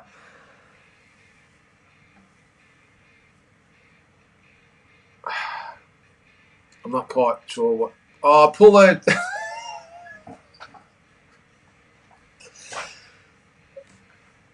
Oh. If you're not watching this, you'll understand. You're probably wondering what the hell is this guy doing. If you are watching it, let us know your thoughts. Oh my God. All right. I think I'm being a bit too harsh. Let us know, guys. Anything? What else do you want to talk about? We're about to go into round number 4. I'd like to actually sit here and commentate the fight, but if I'm gonna, I could probably commentate without even watching it. We've got. Hang on. I think we're gonna stop the fight. Ends over.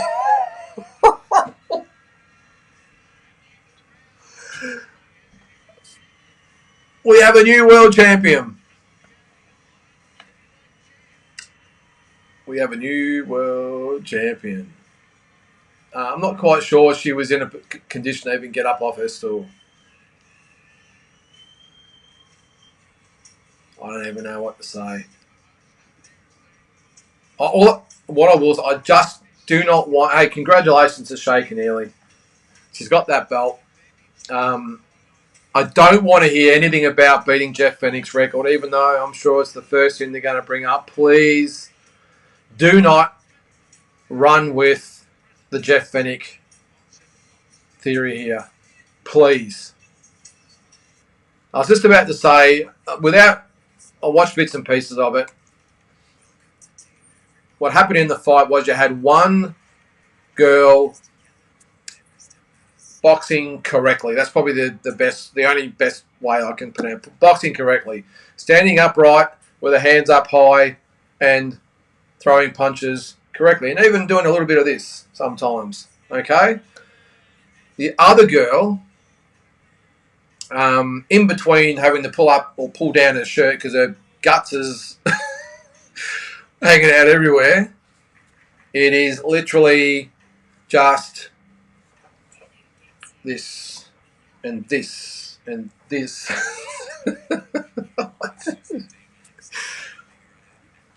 I know I shouldn't laugh. She got in the ring She had to go, but that girl should not have been in a 4-rounder, let alone a world title fight.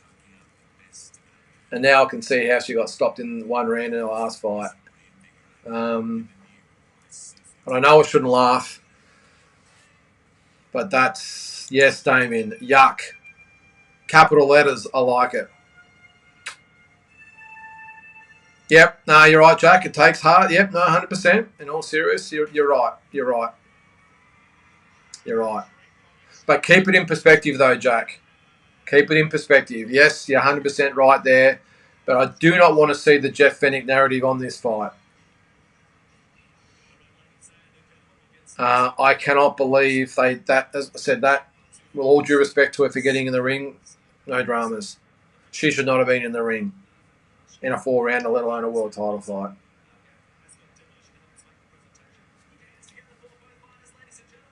Yep. Yep. And these girls are fighting at 175. Susie Ramadan fights at, about 115. I'd back her every day of the week. Oh, no. Where's Cole Champion in the chat? I'm sure he'll put a positive spin on it. He loves the girls. Good. Look, all things aside, good on Shay Keneally. She turned up the fight. Wasn't really her that decided who she was going to fight. She's got a belt around her waist now. Good on her. But that, if you did see the fight, let us know. That is, I'm going to go out on a limb here. That is, this is male or female, the worst opponent, I think, apart from all the Thais and Fijians and all those Indonesians they bring over here off the streets of where they come from to get knocked out on some of the shows we see here in Australia on the club shows. I'm talking about a major fight, and it's a world title fight, so it's a major fight. The worst opponent I've seen in 40 years of following this sport. The worst opponent in a major fight or semi-major fight I've ever seen brought to the shores of Australia. And I've seen a lot of fights. Again, no disrespect to Shay. She just beat who was put in front of her. That girl looked like she'd never boxed around in her life. Not around in her life. Let alone 21 fights. Anyway. See, I'll call it out when I see it, whoever it is. This is an Ace Boxing show. I've been also accused of maybe being a bit too complimentary of Ace Boxing shows. Just call it the way I see it. And that girl should not have been anywhere near a world title fight. Anyway, Big J. What a joke. Where did they find her? The local Weight Watchers. She looked like a fight on YouTube. Probably been a bit kind there, Big J. Look, and I'm not saying this because it's a female fight, by the way. I respect the girls just as much as I do the men. They get in there and they do the work, and they get in there and they have a crack. But male or female, that girl looked like she'd never boxed in her life. Literally, had never boxed in her life. Couldn't throw a punch, couldn't throw a jab, couldn't throw a right hand, couldn't let alone an uppercut or a hook or a body shot, nothing. Didn't even have defense. No defense. Didn't even know how to hold her hands up. Look, I know that the talent pool is obviously pretty shallow at the weight. And again, Shay Keneally only fought who she was put in the ring with. But that is unbelievable. I just wanted to, I know just on the, I'll get to a couple more comments there as we go. Not sure who she's calling out there, but let's hope she gets a better test next time. Now, Ebony Bridges. Now, she had, what was the record? Okay, she lost 1, 2, 3, 4, 5, 6. Now, she had 7, 8 fights. Okay, when she won the title. Okay, I thought for some reason that Ebony Bridges fought for a world title, I think, in her 5th fight. So, all right, a couple more comments there, guys. Oh, geez, fair income. Look, Doug Beal. Oh, Ryan. I'm trying not to be disparaging because I have the utmost respect for any person that gets in the ring. My I suppose, what would you call it? My reservations, my angst, whatever you might want to call it, is how the hell was she allowed to fight in a fight of any type of magnitude whatsoever. I'll say it again. She looked like, I'm not joking, she literally looked like she'd never boxed a day in her life. Not a session, not a round. Put on the gloves and just let a few go, and then she wore a few and didn't know how to cover up, didn't know how to slip a punch, weave under a punch. She didn't even know how to throw a jab. Guys, what are we doing? Anyway, some more comments. This is more of a question to be asked to the sanctioning body. We don't know Ross's story. No, you're right, Jules. You're right. And again, I'm not trying to be disparaging towards the fighters themselves, but you're right. How does the WBA sanction this fight? How does she even get ranked? But it's the other thing. I don't get it. Anyway. Another demo. Well, it was sort of... No, it was like that. That's how it was. There you go, Andy. I can't do it without standing up. Anyway. D-Style. Women's titles don't count above 168. Just saying. Yeah, mate. It's... I understand the talent pool's very shallow. Let's not forget that. But if you can't have two decent girls fight for the belt, why have the belt at all? And I'm assuming we've got 4 belts in that division, D-Style. So 4 belts over probably 8, 9, 10 decent fighters in the world at that weight. And they've got 4 belts. Oh, this sport, I tell you, just never ceases to amaze me sometimes with some of the comical things that it throws up. Bill Hack, neither girl looked like a world title fighter. Well, it was pretty hard with Shay Keneally, Bill, because she's fighting a girl who had no idea what she was doing. I think Shay Keneally's like, what the hell am I supposed to be doing here? So she didn't really have the ability to I suppose if you call it, box properly. She was, I think she was trying to sort of do the thing. I don't think we just didn't get an idea of what Shay Keneally has to offer, because unfortunately her opponent was just novice level. Absolute novice level. So, anyway. Keneally called out Clarissa Shields. Okay, you talk about bold statements. I thought Clarissa Shields was 160. But anyway, this is what 175. Am I right there? Maybe not. Well, if that's the case, BJ, hey, good luck to her. She's thrown out the challenge, and you got to dream big. But wow, Clarissa Shields, that's a whole different ballgame, really. Probably a good thing that fight didn't appear on a no-limit card. They had enough embarrassment of late. Oh, well, they would never hear the end of it, would they, Big J? And again, look, I 100% respect Nate Tate's boxing, and I understand they just wanted a world title belt for their girl. So hey, good on them. They're obviously going to take the best fight for Shay, so that's great. But I could probably now see why it wasn't the main or co-main, let's just say. Maybe it shouldn't have been on the televised card. Just stick it on first, get it out the road, and then we get on with the main fights. Oh, look, the thing is, I just see, and again, no disrespect to Shay Keneally, and even to Rocha. Again, it's not her fault she was given a world title fight, but I just see some of the great young female talent we have out there, and this is the best we've got, even in the light heavyweight division. I'm just staggered.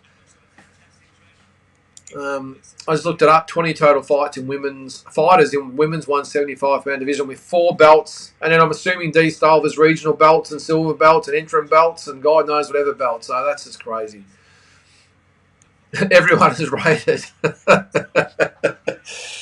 Oh, where was this girl rated, D-Style? She's obviously in the top 1 or 2, I'm assuming. If that's the case, I've just lost all respect for the WBA. What's that, Jules? I'll make a good point. Wow, finally someone's giving me a pat on the back. It's a serious sport, and there are safety concerns regardless of your stance on women's boxing. I like women's boxing, Jules. I know they get a lot of flack, but I, again, admire them just as much as I do the guys. And there's some ripper female fighters out there. But this does the sport in this country no help at all. Maybe, actually, I'll take that back. Maybe the fact that we've got another female world champion helps a lot, and that's great. Good on Shay Keneally. But if you're a casual fan out there that maybe you've got into boxing just recently or whatever it might be, or there's nothing, there's no good footy games on for the night, so you want to watch a bit of boxing, and you watch that. Sure, you'd be looking, and they say a world title fight. Surely, if you're an MMA, look, here's a classic thing. If you're an MMA fan and you jump on the stream tonight and you see that that's the best the WBA have got to throw up against another girl to fight for the belt, you'd be pissing yourself laughing, because those MMA girls, they are savages, and they'd be looking at that going, a world title? Are you kidding me? So, again, I don't blame Shay Keneally. I don't blame Ace Boxing. I don't blame Premier Boxing Series. They just want what's a world title fight on their platform. But how the hell was that sanctioned as a world title fight? I am blown away. Yep, I'm with you there. Big J, good on her. She done the work. She's got a belt. Good on her. Congratulations. Just looked, and I have the Japanese fights live on Cody. Now 2 channels to swap between. Well, give us the updates there, St Kilda. Let us know, mate. When the main event happens, keep us filled in, because we've got jack shit on our fights here, on our channels here. If you're looking at the football, by the way, Western Bulldogs 30, leading Geelong 14. Port Adelaide 37, leading Richmond 35. And if you're into the rugby league, the Storm are winning 14-4 at halftime over the Roosters. Okay, go the mighty Storm. All right, some more comments. Rosha ain't even on BoxRec. Are you sure? Well, her name's on BoxRec. Her record's on there. She's now, they've updated her fight record already. Who was it? D-Style. Yeah, she's on BoxRec. Now they've updated her just then. She's now 14-5-3. Oh my! Is she in the rankings? Is she ranked? No, she's ranked number 1 in Colombia. In the world, number 5 out of 22 D-Style. So I'll have you show a little respect. She's ranked number 5 out of 22 fighters. Oh my God! All right. Anyway, enough of the jokes. All right, Damien. We should have Big J in the chump. That would have been better. Oh, yeah, Damien says the same thing. He's that fat rip-off prick George Rosen. Oh, jeez. Damien, I'm not going to put you in charge of being in of the No Limit fan club. I don't think you're going to get a Christmas card from No Limit this year. You're on the ban list, I think. All right, Founder says D-Style. Roger's number 5 as a heavyweight. There you go. Well, she has fought as high as 200 pounds. She's about 4'8". Shame on all you out there that are laughing at this. Oh, jeez. Anyway, the next fight is in the ring. Where are we? Hang on. I can't see that. Oh, look. I'll get the event back up. Oh, jeez. I can see I'm going to get a phone call from Anjo DiCarlo tomorrow. All right, so in the ring now, we have Joshua Nantes and Cody Beacon in a 6-rounder. Following this will be Dylan Biggs and Marcus Haywood in an 8-rounder. So we've got a 6-rounder and an 8-rounder that are after a world title fight. Probably tells you as much as you need to know. All right. Glenn, how you going, mate? Watch Cody spar. Joel Kemler at Mundine's on Monday. It looked good. Okay, cool, mate. That is Cody Beacon. Yep, I've heard good things about him, mate. So he's 6-2, though. What's his record? Or who's he lost to? Lost to Joel Pavlidis last time out. And before that, he's also lost a decision to Mason Smith. That was back in 2021. So has had a win over Lockie Higgins, though. So, yeah, okay. All right, we'll see what he's got. All right, D-Star Roger was a heavyweight. She cut weight for the fight. Oh, jeez. Oh. D-Star, I know you're not probably getting these fights live, but if and when it goes on YouTube, check it out, mate. You'll probably see while we're all having a bit of a laugh. I need a bit of alcohol in this after that, by the way. That's just cordial, but geez, wow. Jules says, Damien just got cancelled by No Limit. Yep, you're on the ban list, the naughty list, Damien. I'm not sure she's actually 4'8" D-Style, but she's short. I would not say she's much, if anything, over 5 foot. She is short. I'm not quite sure. They didn't actually bring up the tail of the tape. Let's just say Shay Keneally was about a foot taller. Shay could have a unification versus Lani Daniels, the IBF champ from New Zealand, or Desley Robinson. Well, there's a fight I'd like to see. I'm a big fan of Desley Robinson. Got absolutely ripped by in the K Scott fight. Maybe it's K Scott might even be thrown into the mix as well. Started round 1 here, by the way, guys. I'll keep you in the loop. Now, yeah, Lani Daniels, Desley Robinson or K Scott would all be good fights for Shay. I think for the time being, you've had 5 fights. Well, 4 and a bit fights. I'd probably stay away from Clarissa Shields just at this stage. Although Clarissa Shields, I'm pretty sure, is only a 160-pounder, is she? Forgive me if I'm wrong. She's middleweight, so 160, yeah. So she's probably a little bit light. And she has got a fight lined up next weekend, actually, against Vanessa Lepage-Joannis, or however you pronounce that, for all her belts in Detroit.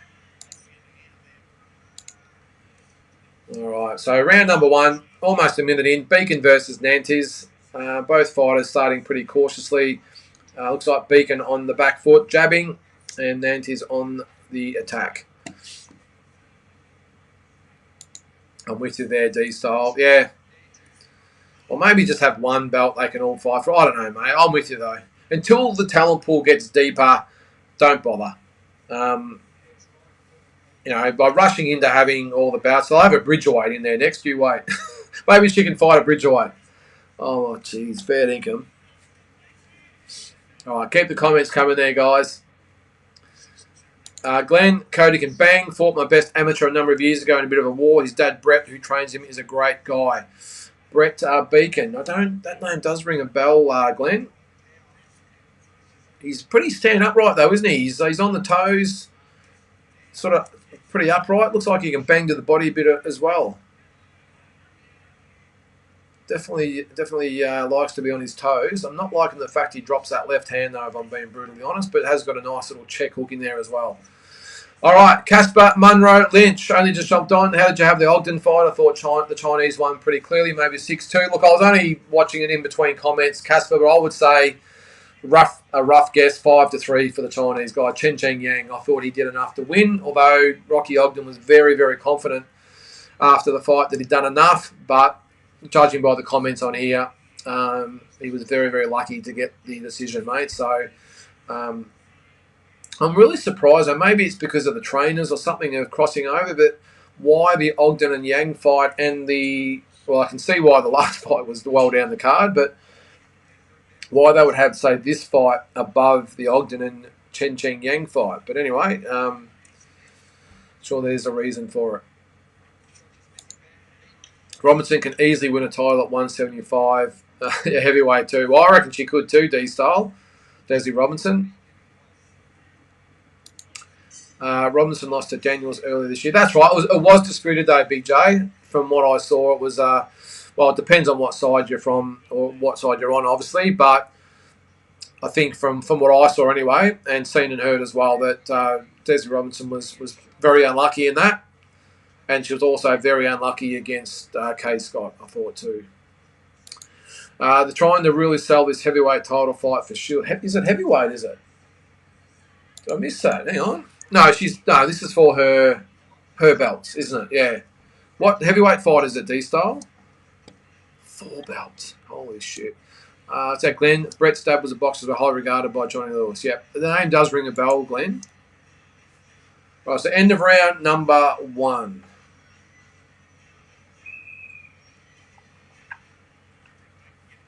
All right. Well, either way, guys, it's a free night of boxing, and we love it.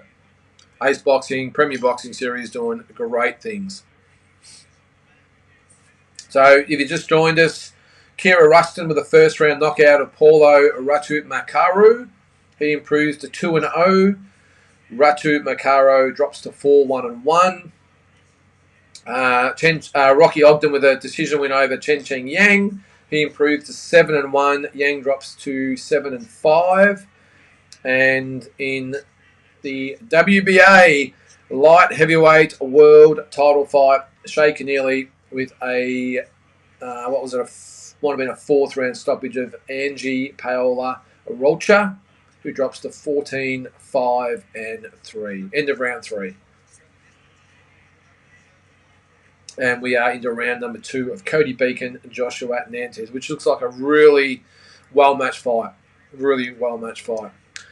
So, Caspar, how do you think Garza will go at the Olympics? 5th favourite, I'm betting. Purely depends on the draw, Caspar. It's such a factor in how you'll go. It really is. I think he got a really good draw last time. Of course, he won the fights, but I think he got the right opponents. And then he ran into Andy Cruz in the semis. So if he had got Andy Cruz in the finals, we could have had a silver medalist.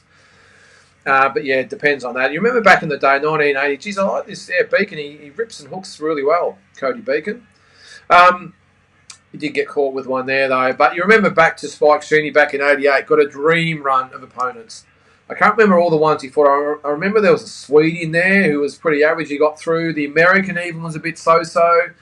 And then ran into the Russian in the final. So it just all depends on when you get these guys. Because I think if, say for instance, Harry Garside had a drawn Andy Garcia first up, well, he's out. If Graham Spike Sheeny had a drawn the Russian first up, well, he's out. There's no medals being fought for. So it just depends on that.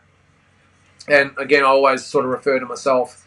I drew the Kazakh straight up, and I think I might have had the Cuban next if I had won that. So pretty tough.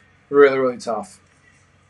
Having said that, though, at Olympic level, you don't really get easy fights. I mean, they have the top 32 fighters in the world, and they're all there. So, back even when I went to the Olympics, you could sort of sneak a few through because there was the different zones. We had the Oceania zone. I think they might have abolished that now, and they're into the Asian zone. I'm not sure, but it's the 32 best fighters in the world. So you got, 5 fights? They're all going to be tough. On paper, this is the best free card for quite a while. What would be better? I like this one too, Jules. Yep. Take the last fight aside. On paper, that still looked like a really good fight. World title fight. You're not going to complain. But this is one thing I've always been very complimentary of Ace Boxing. They always put on 50-50 fights. Apart from that last one, of course. They're going to take a while to live that one down. But overall, let's put that one aside. They've got Shea, and all jokes and everything aside, they still got Shea the belt. And now they probably thought, well, we'll fight this girl, get a belt, and then we've got all these other options after this that we can cash in and make some money and get the big fights and all the rest of it. So I'm sure there's a method to the not madness, but what they're trying to do. But yeah, I'm just trying to think, Jules. I reckon there's one. I reckon there was an Ace Boxing card. One of the, not these Premier Boxing series, there's been a few YouTube fights they put on their cards that were just fantastic. The Floyd Masson cards, those ones. I remember, it was a Floyd Masson was the main event, I think, correct me if I'm wrong, and they had like Dylan Biggs and Dan Hill on the undercard or whatever, but just all great fights, especially the Floyd Masson fights. All right. I thought Rocky won clearly. Okay, Rocky boxed. Awesome on the back foot. Chinese threw a lot more punches but caught on gloves. And what did he threw were hard. 90% of Rocky's punches hit target. Thanks, Bill. That's good to have another point of view. Because as I said, I was just sort of going back and forwards, mate. It was really hard to get a bit of a gauge on what was actually happening. D-Star. All right, men's lightweight division, there's more fighters than all women's boxing divisions combined. Yeah, it's look, I know we're getting there. We're getting there. I just think we've got a long, long way to go. When you've got girls that are fighting for world titles in 3 or 4 fights, and especially the girl tonight, I don't want to harp on it, but there's no way she should have been anywhere near a fight of any magnitude, let alone a belt. So maybe they could have buried her in a 4-rounder on some card back in Colombia against another housewife or homeless person, whatever it might be. But that's that was just embarrassing. Who you got tonight's main event? Whoa, good question, Caspar. Look, if I had to pick one, I'd probably say yes. I'd say I gave him $1. Rocky, yeah, he won a 8-round decision, mate. He beat Chen Yang over 8 rounds. Look, if I had to probably pick one, I'm probably going with Jalen Tait, but not with a lot of conviction there. Who was it? Caspar? I wouldn't be surprised if Ibrahim Balla won this fight, but 33 years of age. Jalen Tait's the up-and-comer. It's the hometown fighter, all that stuff. But Ibby showed in his last fight against Yusuf Gibbs he can beat these types of guys. So it's going to be a tough one, but I'll just stick with Jalen Tait. Could even be a really controversial decision, Caspar, but I'm thinking I'm going to stick with Jalen Tait by a very close decision. Right, the mouth guard is out in round number 3. Yeah, he is, Carl. Floyd Masson is a weapon. I think he's coming back pretty soon, maybe. Did I hear? I hope so. I don't want to see him go out on the last loss. Do you give Erickson Lubin? Do you think Erickson Lubin grows a set and fights Tim? Well, I think the problem is, Carl, he doesn't want to come to Australia, so can't sort of blame him. I wouldn't want to fight Tim anywhere, let alone in Australia. But yeah, maybe. I just think Erickson Lubin's cut from the cloth of thinking he's way more relevant than what he is. A bit like a Chris Eubank Jr., those types who price themselves out of fights. Good fight here, by the way. Really come to life here, and Beacon is getting the better of the exchanges so far against Nantes here in round number 3. Yeah, I just think he's the type of guy who sees himself a lot more relevant than what he is, Carl, and I just think he might outprice himself, or he might demand that the fight's overseas, and none of them will just move on. I don't need Erickson Lubin. They might go for the next one, which is Jesus Ramos. I know there's Josh Kelly sort of in between there as well, but he's, of course, fighting Liam Smith. So, yeah, I would think that No Limit won't muck around too much with Erickson Lubin. They'll make him a good offer, give him some good terms, and it'll be take it or leave it. And I would think that the IBF would see it in that as long as you make him a relatively good offer and everything else, that they will say, well, Lubin, you either fight this guy or we move on and you're out of the running. Let's face it, what's Lubin got to do now? He's got no other options. He's got no other option. I thought his last win was very controversial. Was that Rodriguez, whatever it was? Who was it? Good fight. That's how well I'm going tonight. Brain fog. But, yeah, it's not like he's got a lot of options out there. Now that I've said that, I'll look it up. He might have fought since then, maybe. Type it up on YouTube and see what we can get. So just a quick look at his record. So he's 26-2. Yeah. Jesus Ramos Jr. That's right. Was it Ramos? I thought it was someone else. Okay. Controversial 12-round decision that was. That was in September last year, so nearly a year. So, and he, of course, he had the stoppage or retired loss to Fundora a couple of fights before that. So it's not like he's got a lot of options. How old is he? 28? Yeah. But I would think, geez, what an opportunity to fight Tim Tszyu, whether it's here in Australia or whatever. Take the fight. Get back in there. What's he got there? I think he's got the WBC in. Oh, sorry, I thought it was for a belt. His last fight. Obviously not.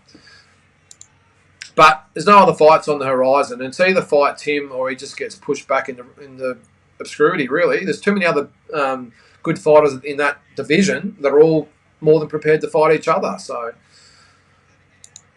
good on you, D-Style. Enjoy, mate. Let us know the results. Anyone watching that show. All right. Yep, Mr. Star. Lugan negotiating like he's got leverage. Yeah, he's got no leverage at all. Find the lower you go in women's boxing weight classes, the better the talent. There's some great little fighters out there. I mean, I was... where was I? I went to... When I was in Vegas... It wasn't the one just gone. It was the one before that, which was who? Actually, it was the Crawford and Spence weekend. And they had little Sinicia, what's her name? Anyway, little minimum weight, I think it is. Her fight, it was a brilliant fight. Ripper fight. That was at the Palms, that was, in Vegas. And I saw her fight on the Liam Wilson, Oscar Valdez card earlier in the year. And that was a ripper fight as well. Some great little fighters. Unfortunately, I think it was D-Styles, anything above, say, middleweight or even less, welterweight, 147, to even go lighter, not a lot of talent around. Jules says, Ibby's 33, but he feels like someone of a young 33, hasn't had a heap of activity. Yeah, we had that 4 years out, didn't he? So, Lubin is tailor-made for Tim, not enough power to keep him off. him and got a good enough boxer to make him miss for long. Yeah, I agree, Casper. So on this fight, we're four rounds in, 30 seconds to go in round 4 of 6. And so far, I think, been a good fight. Oh, hang on, I don't know what's going on there. Mouth guard again, is it? No. Beacon turned his back there for a second. No, the mouth guard came out. And I'd say Nantes will get a point deduction here. Yep.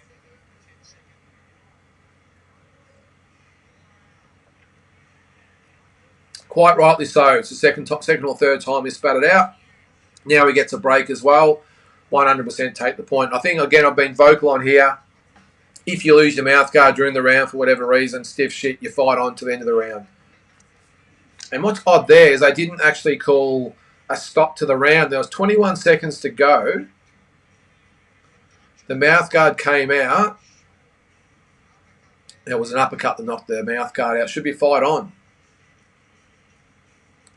21 seconds to go, and they took the point and then decided that was enough for the round, and he went back to the corner. So it's bizarre.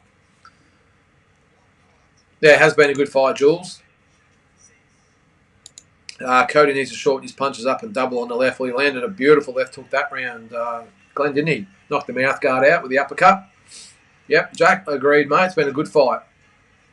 What potential fights do you see for that September No Limit show? Seeming their usual Wilson or Goodman won't be on it.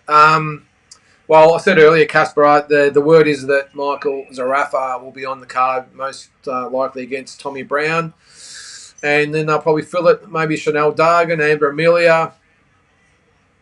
Do they put Wade Ryan on there? Maybe Kamakao. The usual suspects. I'm sure they'll match the cards up okay. The pay-per-views, regardless of the $70, fight-wise aren't always aren't necessarily that bad on the cards. A lot of them are good quality fights. It's just whether the card's worth $70. That's all. I just feel Nantes admires his own work a bit and gets caught. He's not overly fast on his feet or with his hands, Jack. And I just think Beacon is a little bit quicker, a bit faster on the draw, I suppose, if you're going to say that. Nantes is tough. He's hard. I just think Beacon, he's just, as I said, he's just beating him to the punch a little bit more for me. Landing some good uppercuts, hooks, body shots, landing everything. Nantes is tough, though. Really tough. And you're probably right there, Jackie. When he does actually land some good punches, he sort of stands there and waits for the retaliation, which has probably always been my one of my dislikes, I suppose. After you punch, a new ankle. Step to the right, step to the left. Don't just stand there and wait for the receipt. Good fight, though. Round number 5, minute and a half in. Beacon, really good on his feet. Good footwork, good kit of punches. Nantes a good 1-2 there. Goes to the body.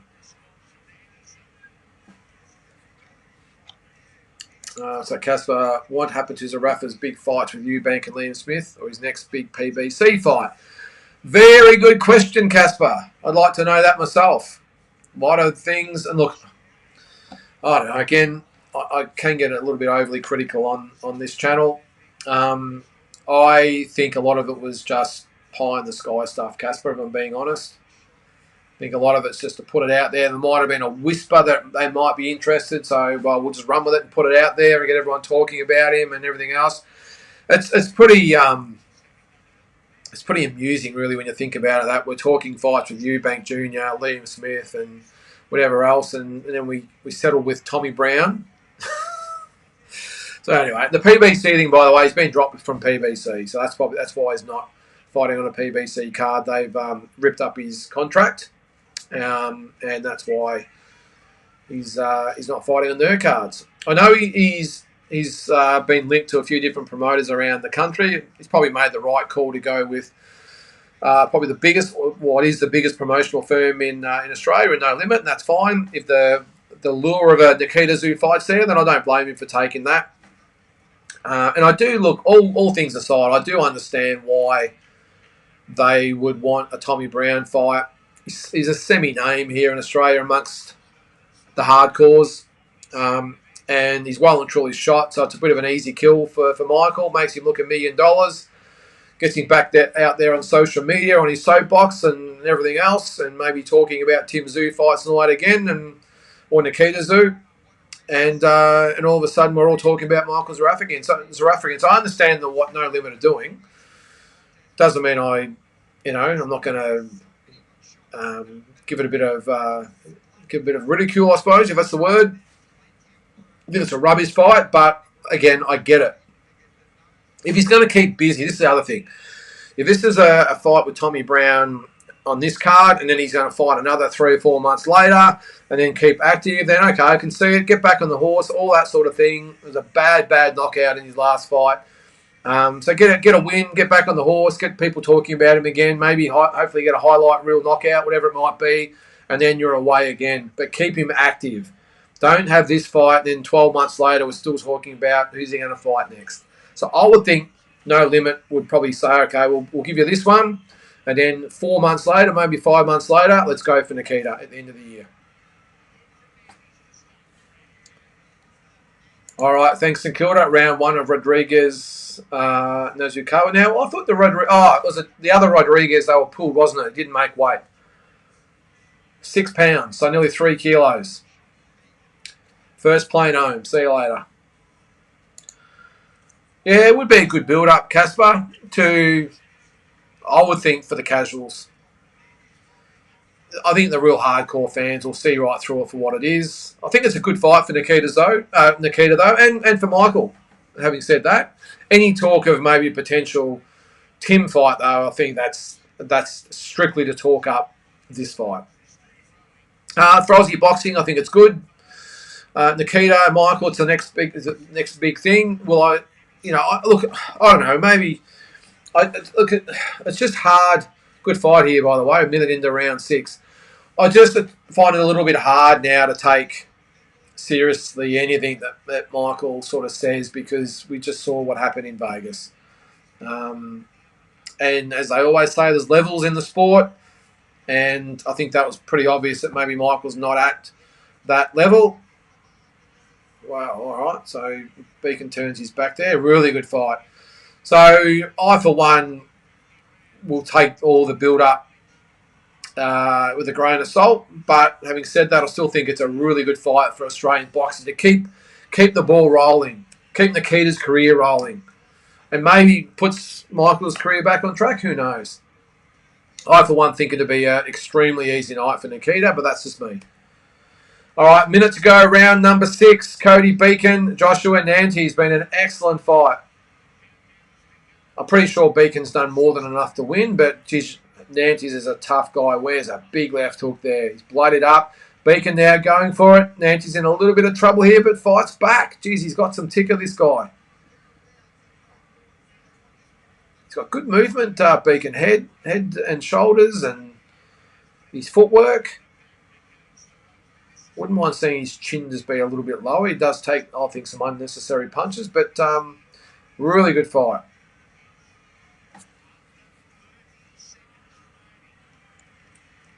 Mouth guard again, and that will 100% be the end of it. He might even disqualify him here, or will he take another point? So I'd say I'll let him go. There's only 12 seconds to go in the round. He's just saying, put it in. Is he taking a point? No. Maybe he might do it after the round.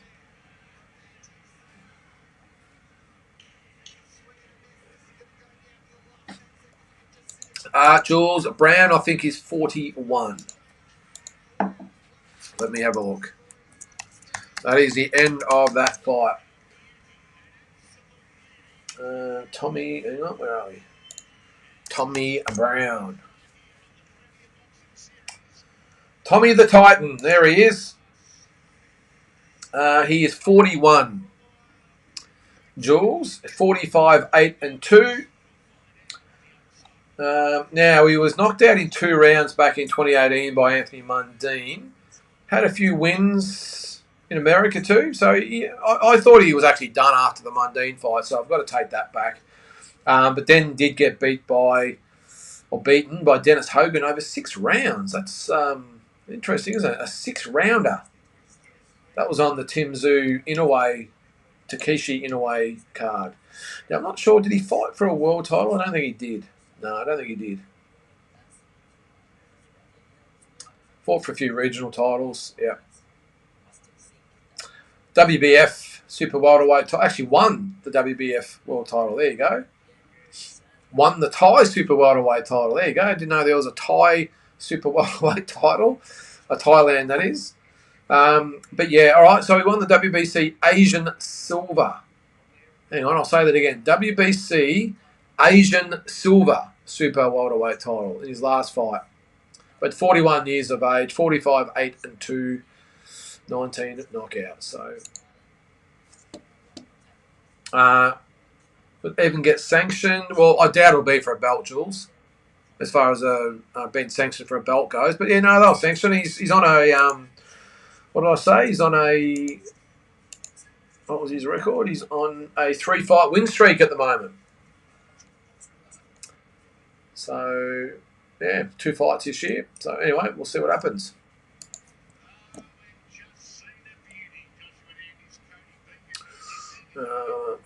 All right. How many more domestic opponents do you see for Nikita, assuming he keeps winning? Maybe only Benjamin Saint or Mahoney. Yeah, good question, Casper. Let's have a quick look at the ratings. So at Super Welterweight, if he decides to stay there, he's got Benjamin Hussein and Ben Mahoney, 1 and 2. Wade Ryan, although I don't see that as a fight making sense at all. I just think Wade Ryan is the ultimate spoiler. Just does not make sense to me, except to risk an unnecessary loss. Now, Wade Ryan's nowhere near on Nikita Tszyu's talent level, but he's just shown he just finds a way to win. And he's a real spoiler, and I just don't see the sense in making that fight happen at all. So, look, maybe, who knows, maybe they want to keep him active and keep him winning. Maybe Dan Hill might be an option. I know Dylan Biggs beat Dan Hill, but he's a crowd pleaser if they want to keep him active. So probably I would throw Dan Hill in there as a wild card, keep busy fight. But yeah, Benjamin Hussein, I think, makes the most sense out of that. I'm not quite sure what's happening with Ben Mahoney. And if you look at middleweight, because there has been talk he might even go to middleweight. Zarafa, of course, is in there. Don't think that he'd fight Isaac Hardman. Definitely wouldn't fight Joel Camilleri. Not really much for him at middleweight at all. So maybe. And Mitch Leake, he lost his last fight, didn't he? So, no, Mitch Leake, he won. Who am I thinking of? Mitch someone? I'm thinking of the wrong Mitch. I'm thinking of Max Reeves, sorry. All right, so Cody Beacon wins a unanimous decision. So, good on him. So, yeah, that's all I can probably think of there, Casper. I'm thinking super welterweight. It's got to be Hussein or Mahoney and Dan Hill as a smoky. That's probably about it. And maybe it's Mitch Leake. So there's a couple there. There's a couple. What's he had now? I'll just go back to his record. I think he's had, 10 fights? Right, 2 fights to go, by the way. So Nikita's had 9 fights. So he's 9-0, 7 KOs.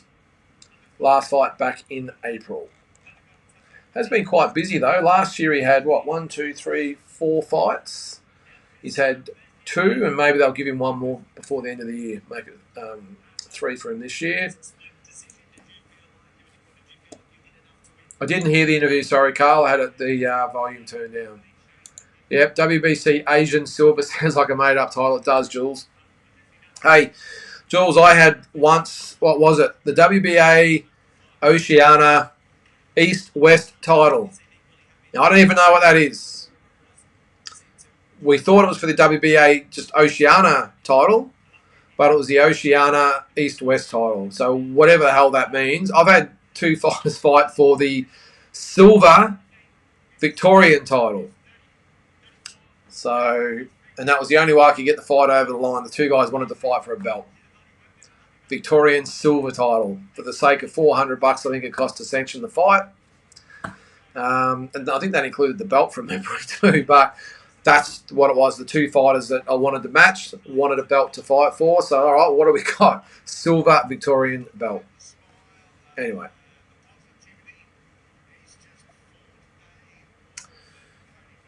we got here? Sorry, I missed a few comments there. What does the Rafa really do for Nikita's career? I just think it's a good way to get him really well known in the Australian public, Lachlan, even though I'm sure he already is. I just think it's might just be that exclamation point on the Australian boxing scene and then move up. So Rafa's still a big name, mainly because there's a lot of people that don't really think a lot of Michael. So I think it does a lot for that. I think it's still massive pay-per-views, big gates. So I understand it. That's probably what they're after for Nikita. I don't think Team Zoo would be too stressed about fighting Michael Zarafa, if I'm being honest. But they would see the benefits. Really great exposure for Nikita, both to the Australian public, but also to a really big crowd atmosphere as the main event. Good payday, of course. So I just think it just puts, as I said, that exclamation point on Nikita's career here in Australia. So still do big business. I think, again, Nikita wins that fight very, very easily, but I can see why they would look at it. Tommy, you think I found one of my new favourite fighters to watch? Nantes needs to be on TV again. Yeah, as I said, Tommy, Ace Boxing, they always put on great fights. Always. Maybe not so much the female fight tonight, but the other fights have been superb so far. Jules, I thought Brown retired after the loss against Hogan. I was there for that and remember him retiring in the ring. I remember that too, Jules. But, he's back. He's had 3 fights since then. Look, let's just say the competition hasn't exactly been world-class, but still, he's got 3 wins.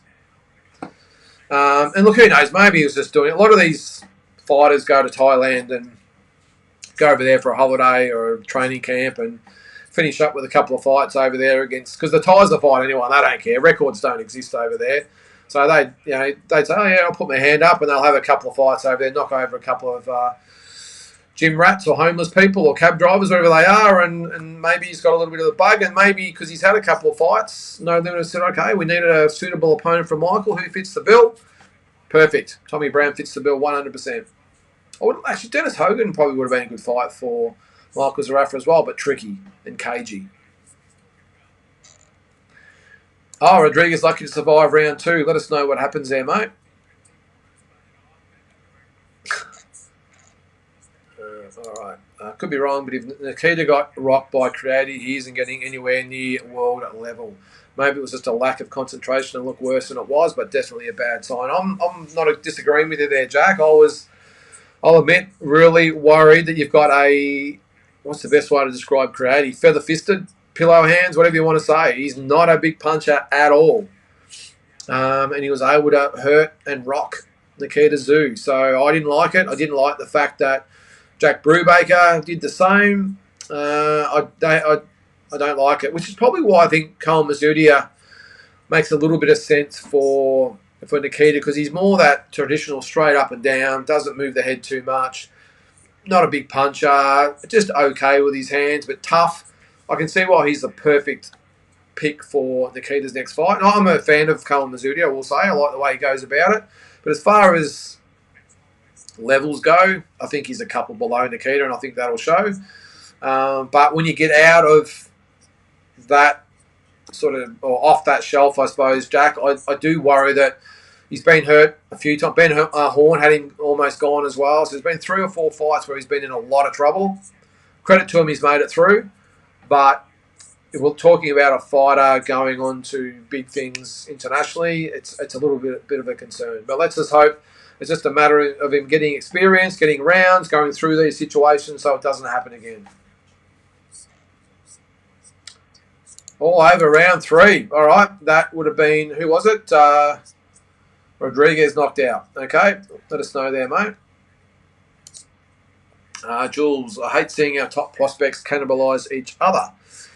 E.g. Wilson versus England, but the jump between club and world level is too big. Where's the balance between building records and experience? Look, I've probably got to disagree a little bit there, Jules. I think not all of these guys can be world level fighting for belts.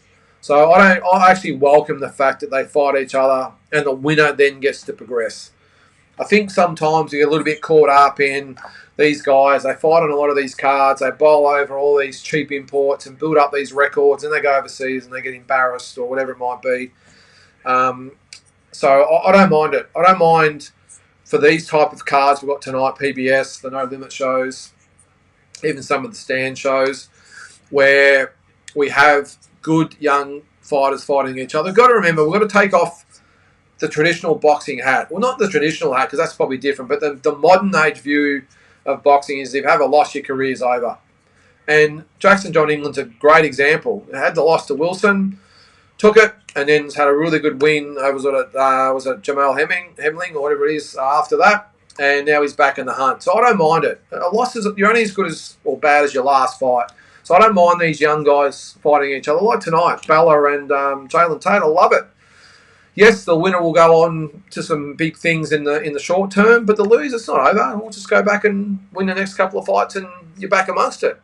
Look at our old mate Tommy Brown, retired, comes back and has 2 or 3 fights in Thailand against the local cab drivers. Now he's in the fight with Michael Zarafa, and he wins against Michael Zarafa. Maybe they're talking about him fighting Nikita. So things can turn really quickly. So no, I'm not stressed about 2 prospects fighting each other. I think on these bigger shows, the Premier Boxing Series, No Limit on Foxes, the main events, or the pay-per-views, they should be fighting each other. And if they can't beat each other, well, one moves on and one doesn't. I just think we've got to get away from the modern day boxing sort of view is that if you lose, and well, you're out. All that means is you go back a couple of cogs, you have a couple of wins, and you're back. Right amongst it. And as I said, Jackson John England's a classic example. What have we got? Damien. Tension just had a fight right now, that guy who Floyd had his first exhibition with. Hey, what was his name? His little kickboxer, wasn't he? Oh, Tension, was it? That was his name. Okay. I just want to see. Let's have a look. Jolto Nakatani. I'm sure they've got the results up as well at the moment. I can find it. All right, so Issei Aramoto with a knockout of Mongong Suit, whatever it is, doesn't matter, knocked him out. Then we had Tenshin Nasukawa, with the 10th round knockout of Jonathan Rodriguez. The other Jonathan Rodriguez was pulled, didn't make weight. And then we had Anthony Olasquaga with a 12th round knockout of Riku Kano for the world flyweight title. There you go. All right, so we've got Nakatani and Astrolabio up next. All right, a few more comments. Let's go. My opinion, no way Nikita goes the distance with Zarafa. 4th round stoppage, no respect to anyone. Michael's still a very good, powerful. Inactivity hurt Michael. Yeah, no, that's cool, Bill. That's your opinion. Yeah, I suppose we'll see. But there you go. We're already talking about it and debating it. So I'm sure there'll be plenty of talk in the lead up to it. But I just think, just my personal opinion, I think Nikita wins that fight quite comfortably. I know Michael can punch, and we've just been talking about Nikita can be vulnerable. He was also dropped, of course, by Dylan Biggs. But look at the way Nikita rose to the challenge against an opponent who a lot of people said would beat him. The fights that he's been expected to win, he's really struggled in because I think he just sort of coasts and sort of goes to the level of his opponent. I think if he was fighting Michael Zarafa, you would see a really switched on, ready to go Nikita with the right mindset. And just my opinion, I think he stops Michael. What's that? What's on the wall behind you? Is that the Survivor souvenir from Oklahoma? Been trying to read it or not? Oh, okay. It is the... Oh, you can't see it there. It's 9/11. I'll see if I can... No, it's as far as I can go there. It's a flag of honour for 9/11, Jules. It's got all... I got it from Ground Zero when I was in New York, and it's got all the names of the people that died in it. Sorry, you can't sort of see it a little bit better, but yeah, the flag of honour in honour of all the. I'm a bit of a buff for all that stuff. I was in obviously Oklahoma. I've got some stuff from there as well as from Pearl Harbor as well. Got some posters of that as well. So I don't know why. I've always been really infatuated with the 9/11 stuff, and I can't understand why, but I've just always had this fascination, and I've been to the museum I think 2 or 3 times now, and just spent hours there just looking at all the stuff. It's just and I was actually quite surprised by the Oklahoma one as well, Jules. The monument and museum and all that I had there. I just was in there for hours in there as well. Looking, I didn't really know much about the Oklahoma bombing, so it was really. I just happened to go there by chance, by the way. I was obviously there for George's fight and had nothing to do for half a day. So it was after the weigh-in. So I thought, oh, well, what can I do? And I was about 25 minutes from Oklahoma City. So I drove in there and went to the Monument Museum and absolutely loved it. So it was actually 10 times better than what I thought it would be. But that there is just a flag. As I said, it's got all the names of the people that died in it. All right, Zaraf was very lucky to get his title shot. The fact the win over Harbin got him a mandatory shot is crazy. Well, that's the crazy world of the sanctioning bodies, Casper. Look, it's not. Michael's not the only one it's happened to. He wasn't the first, won't be the last. But I agree. I don't think he's done anything remotely sort of resembling a win over an opponent to get him ranked that high. I mean, he's ranked number 1 by 2 opponents, and Isaac Hardman was probably his biggest win, or Jeff Horn, of course, but that was, 4.5 years earlier, and Isaac Hardman shouldn't have been ranked either. So, yeah, but look, it's not Michael's fault he got ranked by the sanctioning bodies. That's a problem with the sanctioning bodies, not Michael. Took his chance, went to Vegas. Unfortunately, obviously didn't turn out. We all saw that, but all things aside, I take my hat off to him for putting it all on the line. But yeah, I agree. I just don't think he should have been in a world title fight. That's just my opinion. Although having said that too, we've seen other fighters in the past that maybe were in the same boat, didn't deserve title fights, got caught up late, maybe got rankings, whatever it might have been, and ended up in world title fights and actually won those fights. I didn't think at the time that George Kambosos had done enough to warrant a world title fight with Teofimo Lopez, but there you go. I didn't think Jeff Horn had done anything remotely resembling anything worthy of getting a shot at Manny Pacquiao. Made the most of it. So that's all you got to do. Jeff Harding back in the day hadn't had a noteworthy win at all and beat Dennis Andre. So, it goes on and on. So Lester Ellis the same back in the day. What's that? Keep it up, Ace Boxing. Great work. Hope you put no limit on the price. Pay-per-views out of business. Yeah, well, yeah. I agree, Damien. I think one thing you would have seen with Ace Boxing, if they had got the resources that No Limit have got, I think you would even have better cards than we even have now. And they put on great cards all the time. And I said earlier that I've had some people say, "Oh, do you favour Ace Boxing and you stick the boots into No Limit?" Well, here's my evidence right here tonight, and not just tonight. A lot of the shows in the past, every show is always stacked full of great fights, every card. And now we're seeing it's on Premier Boxing Series, but it used to be on YouTube. Great fights, really, really good fights. Always 50-50. So, as I said, I just think if they had the resources that No Limit had, I just shudder to think what they could do with it. Because Enzo's never done this for money. It's not a business to him. He's a very successful business person. This is just a bit of a hobby. I suppose you'd call it a hobby, but also to get behind mainly Queensland fighters. But that's fine. And I think if he had more money at his disposal, he would be throwing it at these events and making them even better. So it'd be interesting to do a poll. Which promoter do you like the most, Ace Boxing or No Limit, or who do you think's doing better for Aussie boxing, No Limit or Ace Boxing? End of the day, I suppose they both are, aren't they? No Limit seem to put on big shows for TV, but kind of sick of the same usual recycled undercards. Yeah, they seem to use the same fighters, don't they? Now, we are in the round number 1 here, guys. 30 seconds in. Dylan Biggs, Marcus Haywood. And Dylan Biggs has looked good straight off the bat. I'm not sure what weight this is at, but he looks big. Does Dylan Biggs in a good way. Looks solid. Let me have a look. I think it's at middleweight, I think. 163.5, so yeah, so technically, actually I think, there you go, he's 10 pounds heavier than what he was against Nikita Zoo, and you can see it, he actually looks good, big and strong. But Yeah, no, and Haywood doesn't look too bad for starters there. I know he's been brought in as the opponent, but Dylan Biggs, yeah, he looks okay. Jumping from long range, having a good look at Haywood. But yeah, I'm not sure whoever's watching this. Have a look. He just looks, well, he's 10 pounds heavier. But yeah, look, he looks like he's carrying the weight really, really well.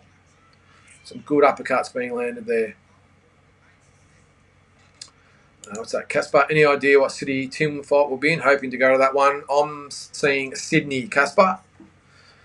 And I did see, it hasn't been officially announced yet, but I think I was on the No Limit website just looking at maybe some ticket prices and maybe some undercard details. I was sort of hoping more than anything, and I'm pretty sure it did say Sydney was where the fight was taking place.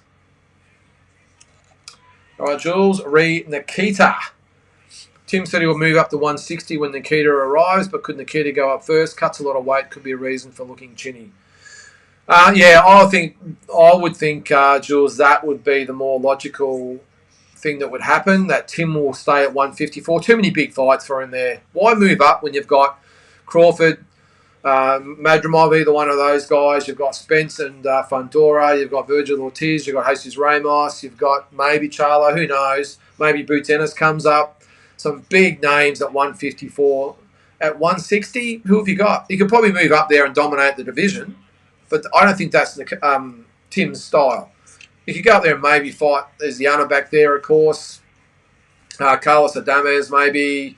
Hamza Shiraz, maybe at some stage. But I just don't see that really getting Tim worked up and motivated. All those big names. Again, Spence, Crawford, Fundora, Charlo maybe, Ortiz, Madrimov, Boots Ennis. Geez, you've got to be licking your lips at those potential fights, don't you? So I think it will be Tim saying at 154. I know he does it sort of semi-tough, but he still makes it okay healthily. He makes the weight healthily. But then you got Nikita, who you're right, maybe, and we all know he does do the weight pretty tough. Maybe that's why he has struggled a little bit with his resilience to punches in the ring. So maybe it's Nikita who goes up and be a nice, solid, strong 160-pounder. So I think they could exist anyway. The Charlos did it. The Klitschko's did it. I think they could coexist and have a couple of titles each if that was the case. I don't think that's a massive concern anyway.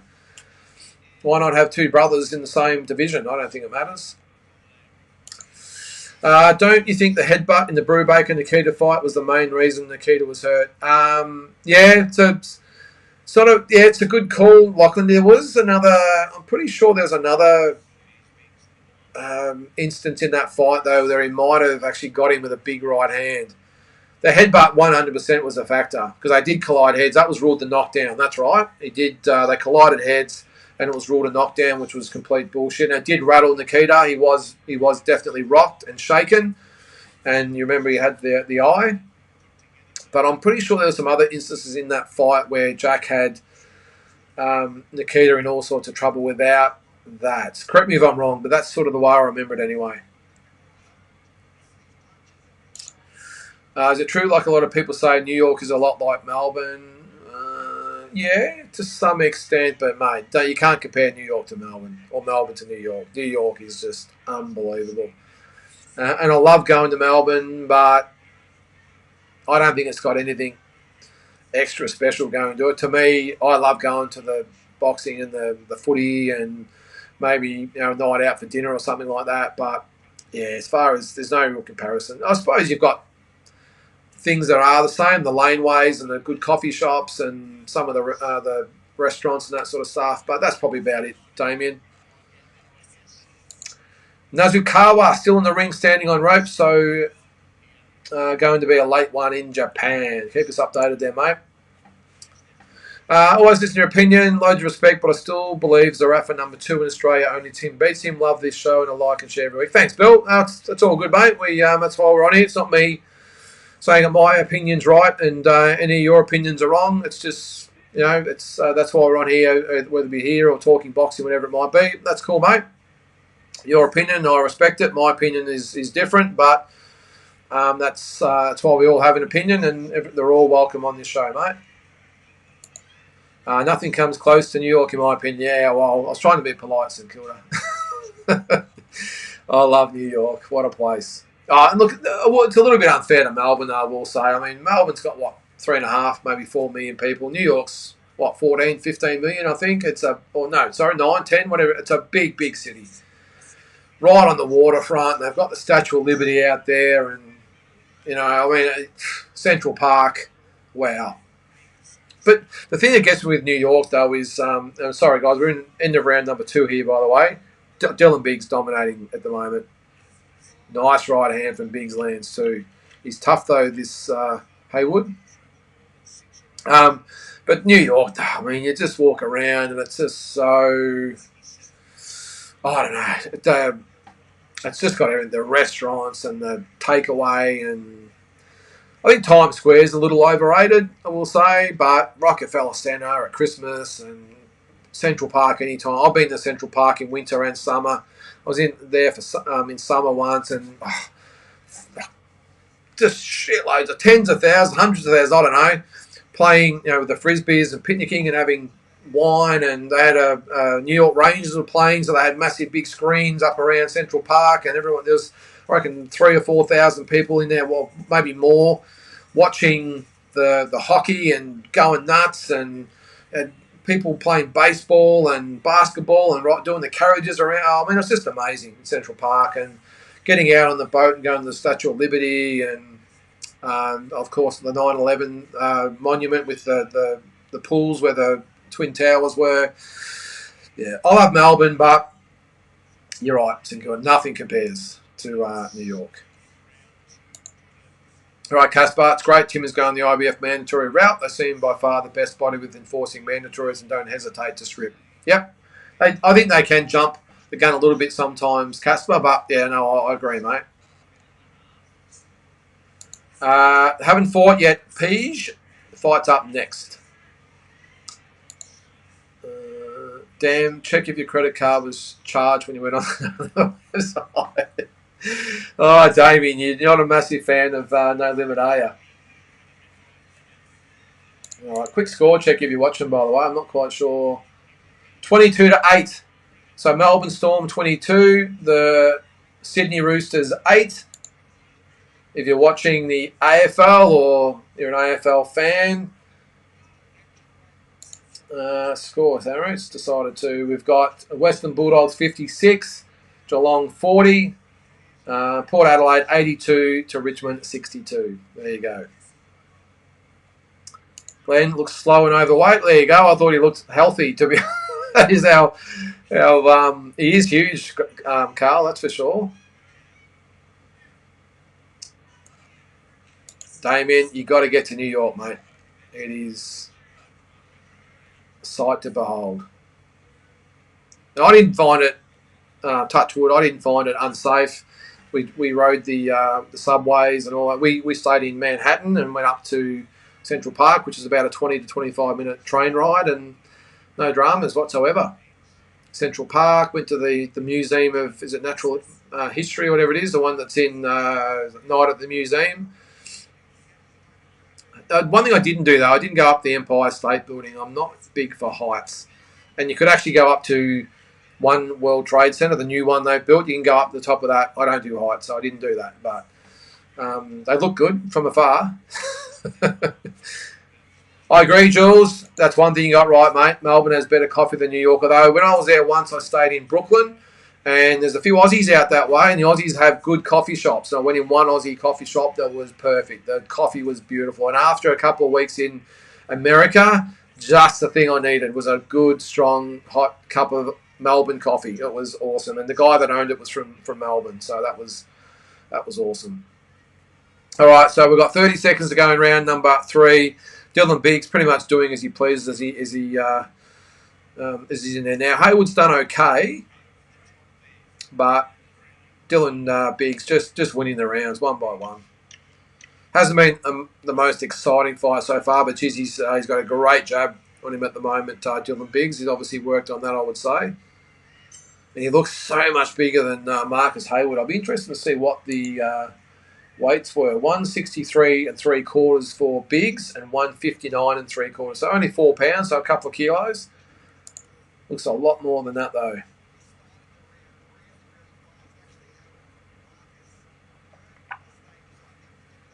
All right. Looks like all our viewers have dropped off, but it's all good. We'll soldier through. It's over soon. So you reckon, Carl? He's been tough. You get the impression that Dylan Biggs, if he really wanted to step it up here, he could. What's that? John Lloyd, Macca, start the game. Not yet, John Lloyd, if this is the main event you're after. We're into round number 4 of a 10-rounder here, and then we've got the main event after that. So Ibrahim Balla and Jalen Tait. So I'm thinking it'll be on about 10 o'clock. So round number 4. Dylan Biggs jabbing again.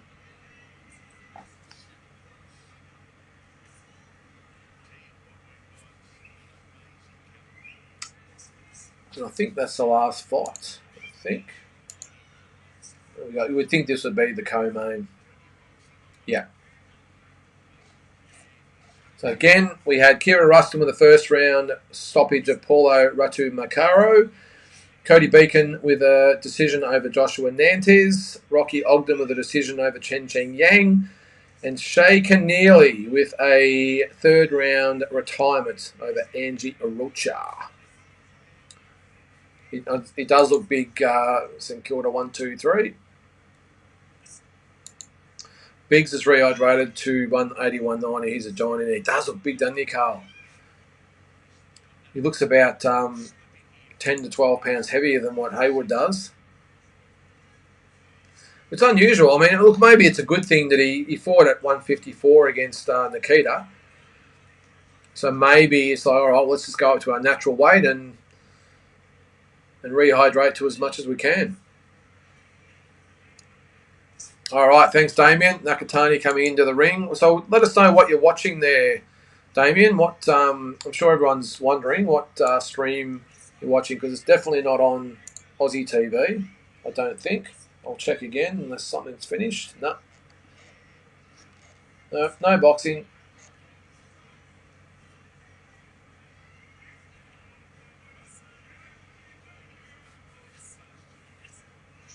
All right, Carl. If Jalen cuts the bullshit out of his game, I think he wins, yeah.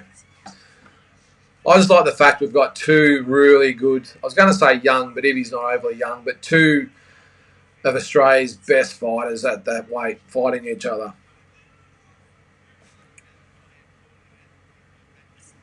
Yeah, 154. That was his last fight, Carl. It was, yeah. Looking at his weights going back, so 153 and a quarter. Before that, though, he fought at 165 and a half against Ryan Mitchum. Then was 154 against Dan Hill, 159 against Joel Pavlidis, 153. He's been up and down a lot. He actually started his career at 152, then 151, 158, 158, 158, 153, 159, 154, 165, 153, and now 163.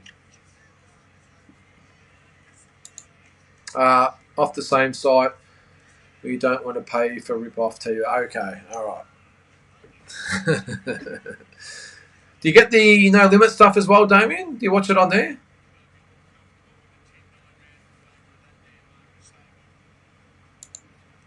Areno, who wins? Well, Dylan Biggs is winning at the moment there, mate.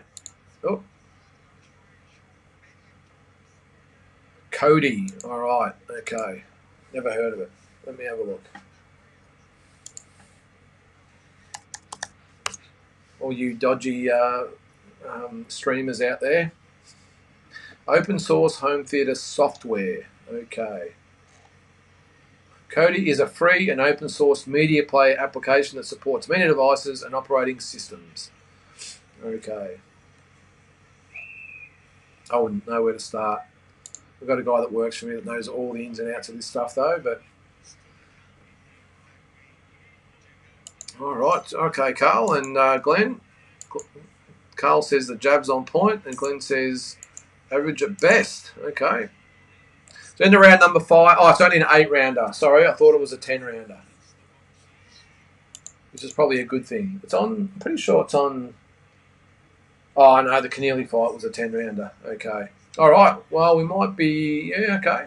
We got 4 rounds, 3 rounds to go. So we should be, 10 o'clock. The main event should be on. So we should all be out of here by 11, guys, which is good.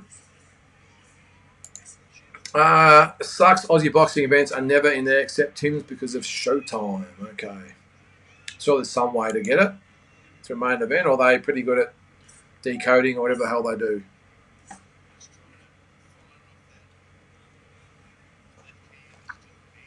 So 1 minute into round number 5. Dylan Biggs snapping out the jab. Don't really like the fact he brings it back to his hip.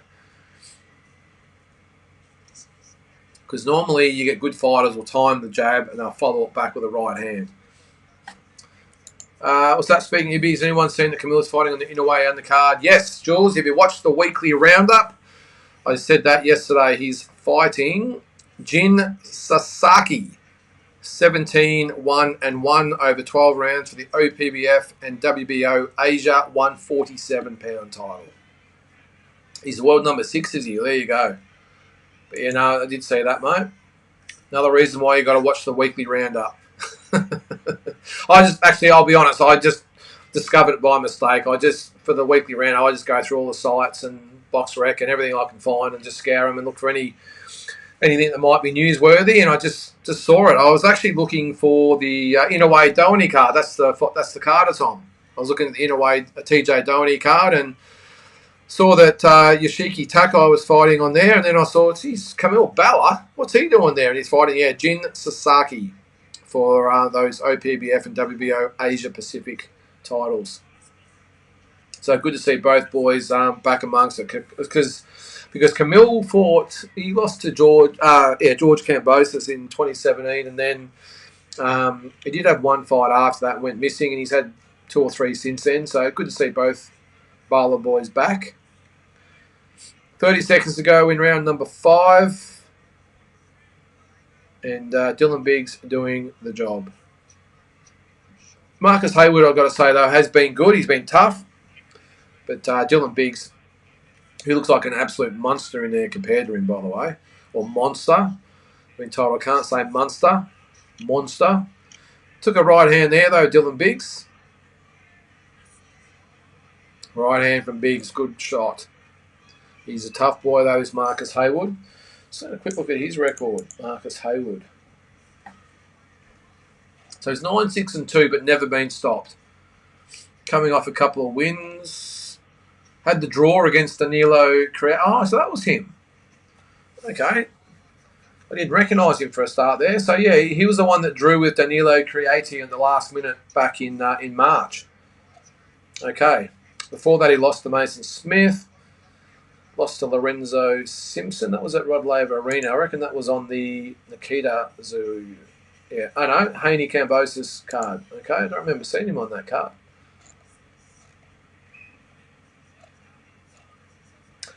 And has fought Andre Mikhailovich. Lost a decision. Lost the decision to Bowen Morgan. Remember him? He got obliterated by Tim Tszyu. Has lost to Gunnar Jackson as well in his debut. Gunnar Jackson, that was after Gunnar Jackson fought. Who's he fought? Mundine and Green. I think he's fought everyone, but he fought him in his first pro fight. It's not bad.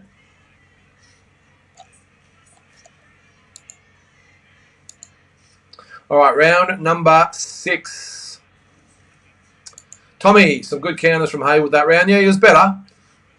He's open to that right hand though, Biggs, because he jabs and he brings it back to his hip. And like I said, a good fighter will time it and follow back with a counter right hand, and then she's all over. Try to support as much as possible at some times at this stage. No, all good, Jules. All good.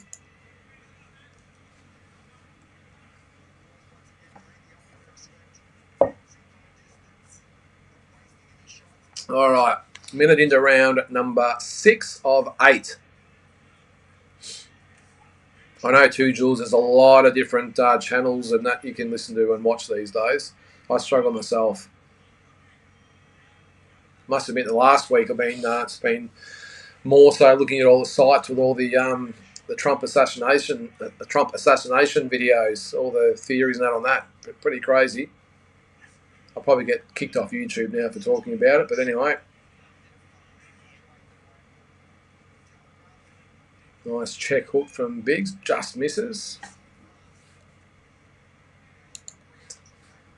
Snapping his head back with that jab, but not following up with anything. I think he's playing with him. Yeah, maybe he's just looking for a good, solid 10 round. Look, the other thing, sometimes when you're in against a fighter like Haywood, where they're just tough as nails, and you're probably not going to get them out of there or knock them out or even stop them. So sometimes you've just got to go through the rounds and just win the rounds. It mightn't be the most exciting thing, but you just go through the rounds and just do what you got to do to win the rounds and just win on points.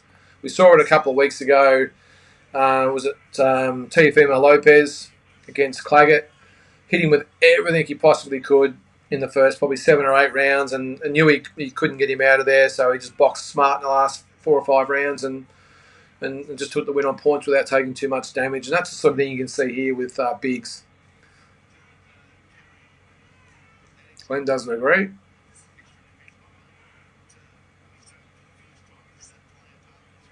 I'm not quite sure, by the way, guys, why this is on a Saturday night.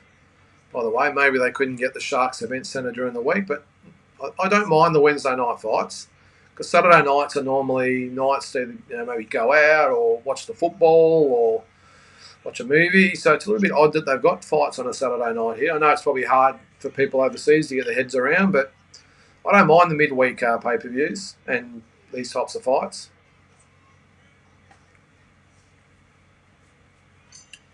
All right, end of round number 6. Not the most exciting fight, I've got to say. It's just a workmanlike performance from Dylan Biggs. I think if he's going to stay, well, what's he technically super middleweight in this fight? I think he'll probably obviously go down to 160. But I'd like to see just a bit more of him. He's going to be... He's always a little bit sluggish. Bigger crowd Saturday night, I guess. Yeah, or maybe up in... but these are really supposed to be events for television, though, Carl. Or maybe, I know the No Limit ones definitely are. They're made for television events. Maybe these ones aren't. Angelo likes to... He always gets a massive crowd. But you're right, that's probably the only thing. But, yeah, I don't know. It's these sort of things. Being a TV event, well, why? Angelo, again, would prefer it to be on a Saturday night, obviously, to get the big crowd. But I would think that 7 Plus, which is obviously part of Channel 7, who watch the footy, why they would want to be taking eyeballs away from their football telecast to watch boxing, sort of cannibalise their own market. So that's why they do the midweek events, so they have some clean air. So anyway, speaking of that, what are we? Last quarter in the football there.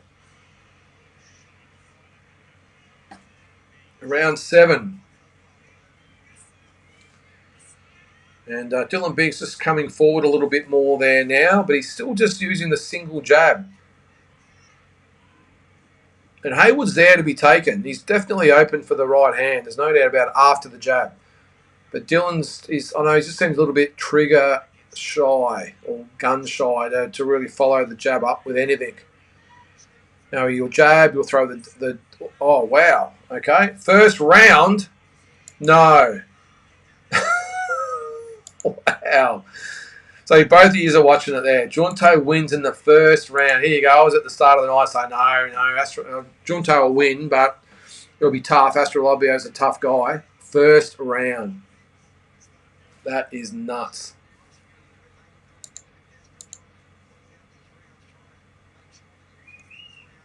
Might have to see if I can get it up as we're going, the YouTube. So halfway through round number 7. Almost there for the main event.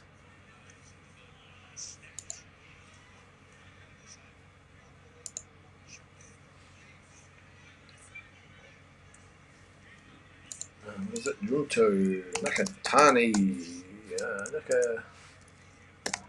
This is the closest I'll get to streaming it. Well, it's not really illegal, is it? But hang on. Hang on. Someone's doing what I'm doing. I'm getting a bit pissed. It says live streaming, and it's some other guy doing exactly what I'm doing here, but he's on that channel. Nothing. No, nothing yet. Hang on, what's going on here? No, some other guy doing the same thing I'm doing. Oh, hang on, what have we got there? No, no. All right, all good. We'll wait for it. All right. Cody Beacon gives Biggs fits. I agree, Glenn. I agree. Oh, what was Cody Beacon? Was that a middleweight fight?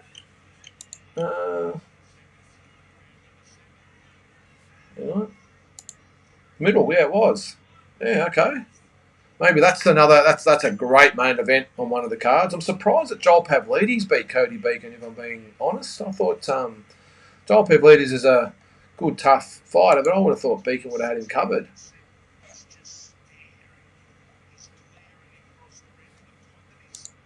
All right, one round to go.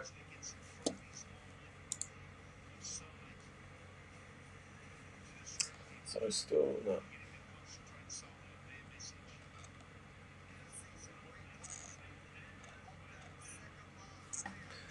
All right. Oh, sorry, I missed your comment there, Bill. What do you got? Seen great podcast. Tassie Brown and Mundine. My opinion, Mundine is a huge reason Oz boxing is so great now. Before Choc, Australian boxing was near dead. My opinion, they don't get enough respect. Yeah. No, I agree, Bill. Yeah, if you haven't seen that, check out Tassie Brown's podcast. It's called Ringside Seat with Tassie. No, Ringside Seat with Tassie Brown. Last week he did Tim Zoo. This week it's Anthony Mundine. So, and I think Billy Dibb and Luke Jackson might be coming up as well. So, yeah, get on there and support that. And I agree 100% there, Bill, that Mundine, before he came along, boxing was really struggling. And, geez, did he just hit it for six. He was just, everyone knew Anthony Mundine. And then, like the perfect storm, Danny Green comes along as well. I know Anthony Mundine is predominantly the reason for it all, but then Danny Green come along. We had that perfect mix of good versus bad, if you want to call it, and what a rivalry that was, and the interest in boxing in those two guys when they fought was just out of control. Yeah, I'm not sure he doesn't get enough respect, Bill. I think most people respect him, but just a lot of people don't like him. And, you know, I mean, and I've met him a few times now, and you won't get a nicer guy. So he's a really, really good guy, and he has that persona. Maybe Michael Zarafa's a little bit the same, although Michael Zarafa's got nothing on Anthony Mundine as far as selling a fight. But, yeah, no, he's a really good guy. And, look, love him or hate him, he did so much for Aussie boxing and was the reason why boxing was front page news. I mean, I think every one of his fights was a pay-per-view. Crazy. All right, we've got a minute and 40 left in round number 8. Dylan Biggs coming forward now, and he's really starting to open up. We might get a stoppage here the way we're going. We'll see. He's got half a round to do it. Haywood really looks the worst for wear at the moment. And Dylan Biggs, geez, he looks so much bigger. I know I've said that a few times. But really starting to open up now with that right hand.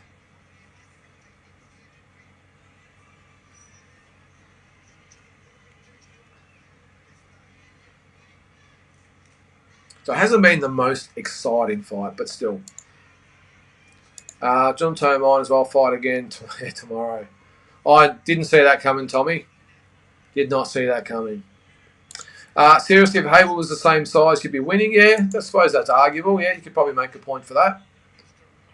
If the guy wasn't such a flog in front of the camera, he'd be loved more. Yeah, well, hey, he knows how to work a crowd, Carl. No doubt about that. He knew if he just played nice, that no one would probably really care outside of the rugby league fans. He'd just be bracketed in with that sort of crew. But even the casuals, mate, they all tuned in for the pay-per-views of Anthony Mundine. Just went on far too long. Far too long. I think he turned pro in 2000. His last fight was 2021, so long career. All right, guys, we have 10 seconds to go in round number 8, the last round, and then we are ready for the main event. There it is. The fight is over. Dylan Biggs, Marcus Haywood. Not a bad 8-rounder. Tough fight.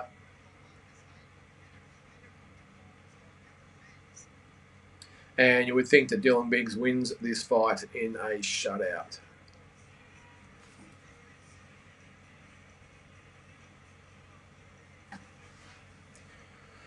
Good to see the corner acknowledging each other as well as the fighters.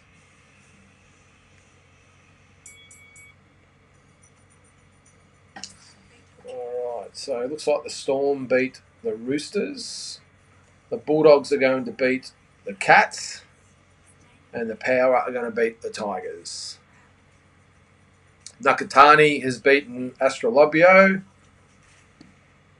On this card again, Kira Rustin, KO 1 over Polo Ratu Makaro. Rocky Ogden with a 8-round decision over Chen Cheng Yang. Che Keneally with a 3rd round retirement over Angie Rocha to win the WBA light heavyweight title. And Cody Beacon with a 6-round decision over Joshua Nantes. I'm with you there, Glenn. And then, to some extent, Jeff Horn was after Anthony and Danny. And didn't he breathe some life into the sport as well? I think just after, you think that Danny and Anthony had just fought for the second time in Adelaide. And it was probably after that, geez, what now for Aussie boxing? There wasn't really a lot around. And then along comes Jeff Horn, thanks to Dean Lonigan and Duco, and he gets his shot against Manny Pacquiao in the biggest fight ever to take place in Australia. And then we get another wave after that. I think we're still riding that wave. I think we're more than riding that wave at the moment, aren't we? So, Carl, pretty manufactured career. Okay. Coming up next, mate, Real Recognise a Real. Yep, we've just finished the 8-rounder, Dylan Biggs and Marcus Haywood just waiting for the decision, and then the boys will be in the ring. All right, so Carl, you think it was a manufactured career? Glenn says, how? Bill, if Mundine isn't arguably the best rugby player or arguably Australia's best boxer, he's definitely Australia's best ever athlete, in my opinion. Yeah, good call, Bill.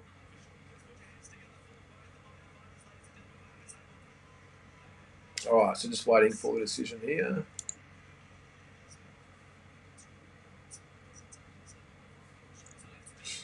All right, Carl never wanted the big fights, so Van Hockey worked him out pretty quick, and he was average at best. All right, 90, what was that? 97, 93. Sorry, 78, 73. 79, 73. Dylan Biggs, unanimous decision.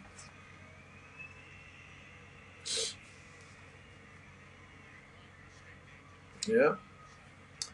Jeff Horn is as annoying and stupid as Sam Goodman. Damien, jeez.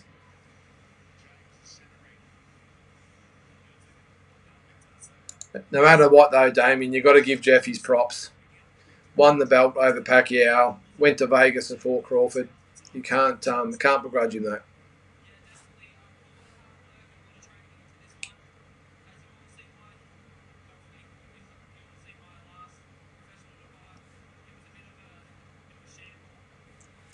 All right, we're almost ready for the main event. Just interviewing Dylan Biggs there. While he's doing that, I'm going to quickly go and get a refill of my drink, go to the bathroom, and I shall be back in about 3 minutes.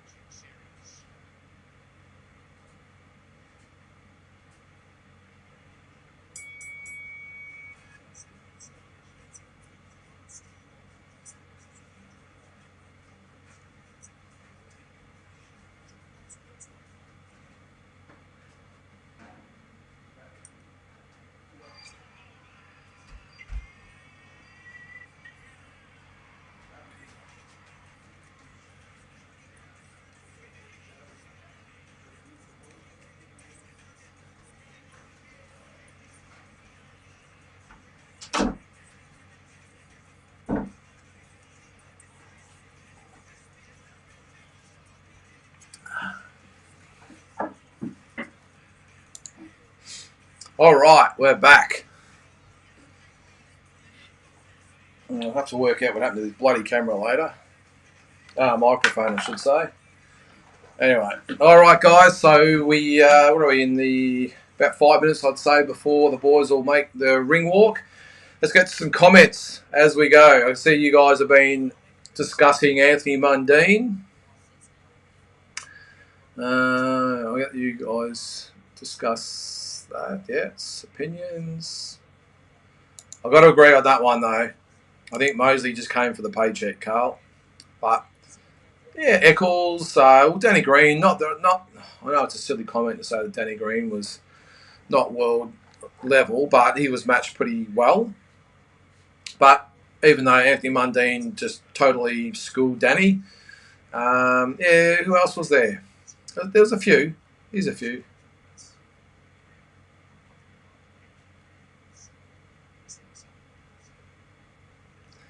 I'll let you guys sort that out, Glenn and Carl. Right, is it possible if Mundine didn't wake up Australian boxing, Pac-Man wouldn't have come to Australia because maybe no crowd? Maybe. No.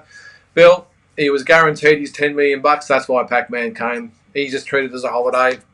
And look, the thing with Manny, he was not like Floyd Mayweather where he was his own man. He was in charge of his own operation. Pac-Man just was told who he was fighting, where he was fighting, and when he was fighting, and he just turned up, train, do what he's got to do.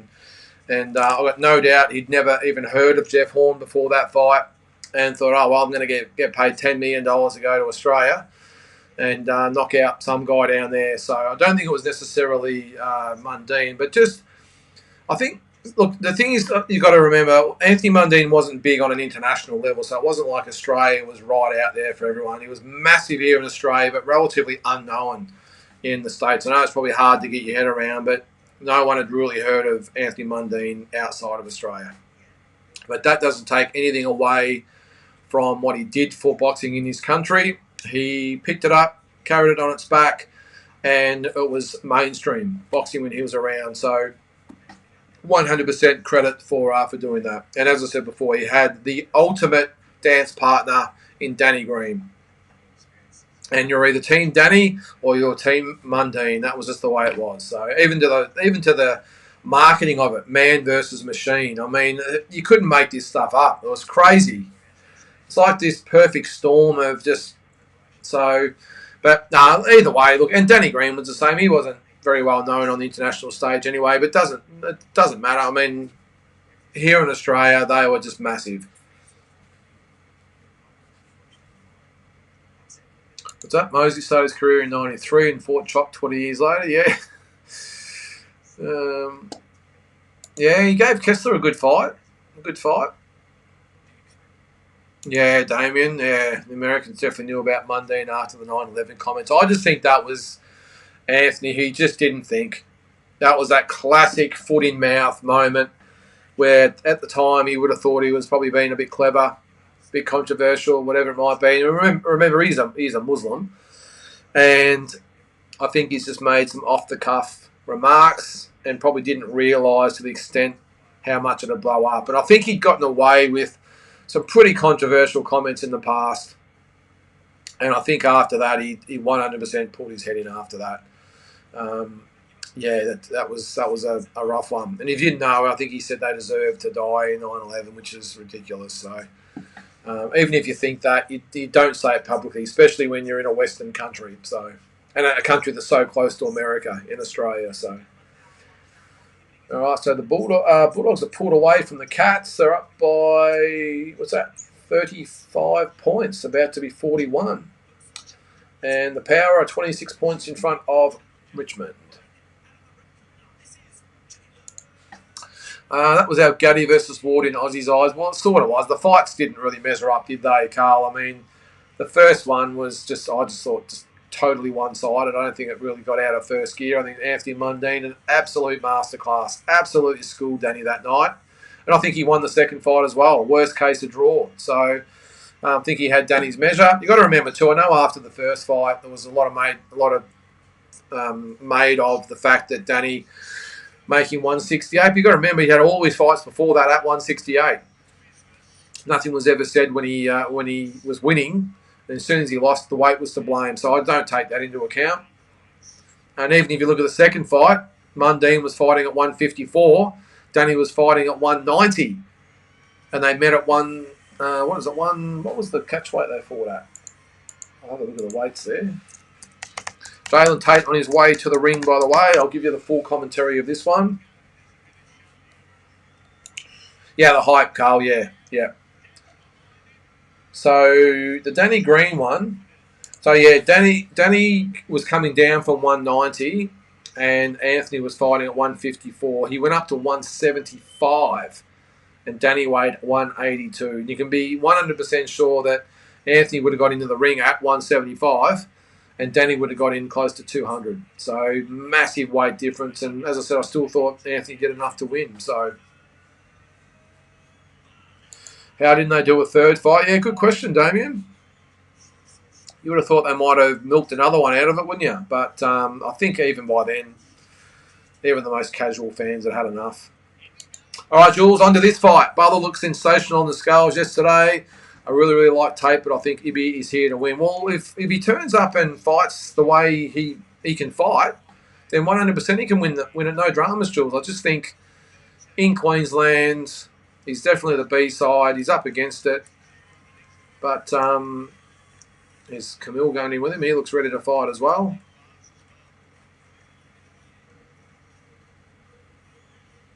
Ups into the ring.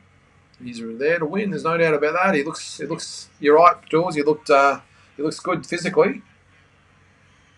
And let's not forget, guys. Again, I'll say it. 2012 Olympian. The guy can fight. Yep, Tommy. The main event is next. Both boys in the ring. There's Pierre Caram there too. I didn't know he was in the corner. If you know Pierre, used to fight at welterweight. A little bit above that now, but used to fight at 147. Let's go. Yep, the Albanian stadium. Camille looks in pretty good nick there too. Obviously, he's fighting soon. When was he fighting again? September the 3rd. Start the game, if that's what you want to call it, John Lloyd. Yes, we're about to start the game.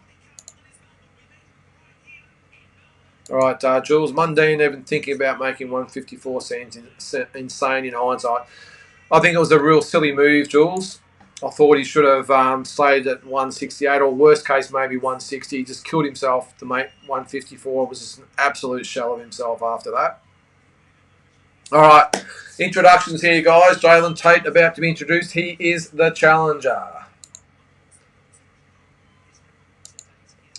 15-0 is Jalen Tait. The Wolf. These are the fights we want to see. Really good Aussie versus Aussie fights.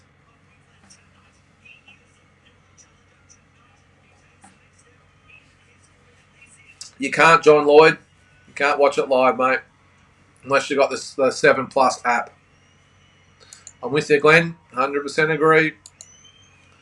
There's Jalen Tait, 15-0, the challenger for the IBF Australasian lightweight title, or 135 pounds, or 61.3 kilos. And you're right, whoever I said before, Jules, he does look very, very good. 16-2. And his dad's a lovely guy too. A really lovely guy.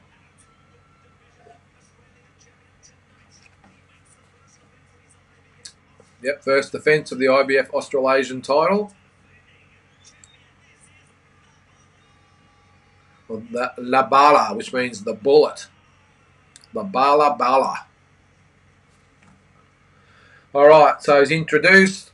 Hugs all round from both corners. The boys go to centre ring. Philip Holiday. Who can forget that second round knockout of Jeff Fennick back in the day? Good to see him still involved in boxing. Here we go. The boys touch gloves. Both boys mean business. So 23, Jalen Tait. 33, Balla. Balla with a 2 centimetre height advantage. Both boys the same weight. And it's Jalen Tait with a 4 centimetre reach advantage. Here we go. Boys about to come out. The bell goes.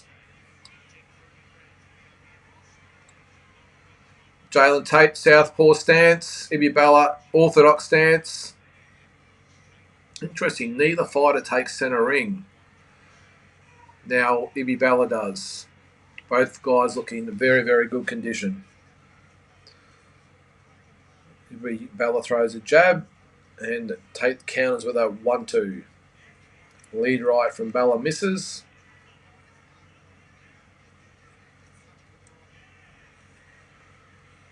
Tell you what, yeah, both boys look in really good condition.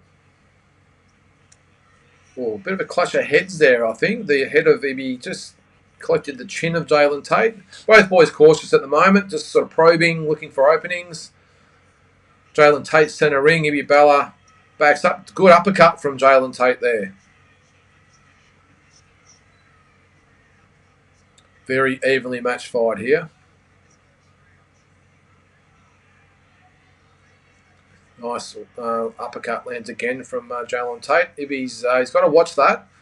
Jalen Tait with he throws a jab and then a left uppercut right up the middle. Being cautious is Balla. Now it comes in, they clash heads again. Gonna have to watch that, I think.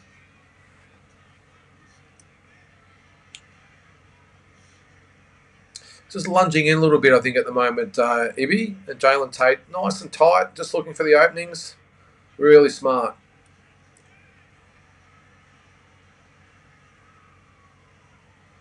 Crowd support definitely behind Jalen Tait, no doubt about that.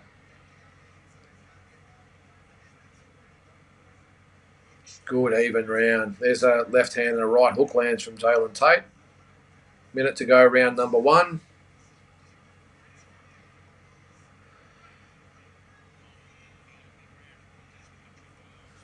Maybe he misses a right hand and a left hook misses as well. Jalen Tait just got the measure so far on Ibrahim Balla.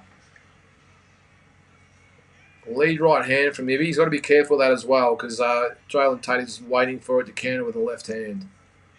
Good left from Ibrahim Balla lands.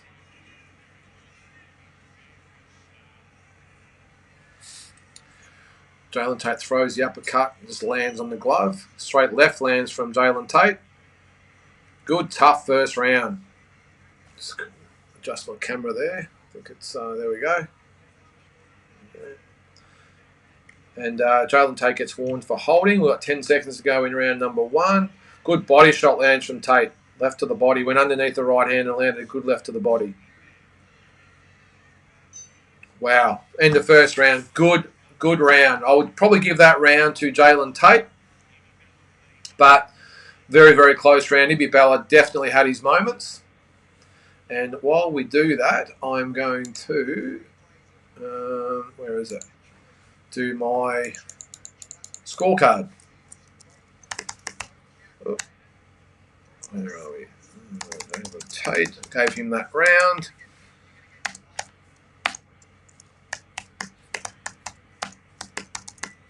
At 9. Okay. There we go. Editing on the run. I'll just make that fit. There we go. There's my scorecard. Let us know your thoughts, but I gave that round to Tait. Look, it was a really even round. Ibrahim Balla definitely had his moments. I just thought Jalen Tait a little bit crisper with his punches. Landed some nice little shots inside. I just thought Ibrahim was probably reaching a little bit sometimes, so I've given that round to Jalen Tait. Need a decision fight. Okay, mate, we'll see what we can do. All right, round number 2. Wide stance from both guys too. Really wide stance, especially from Jalen Tait. Jalen Tait just inching forward.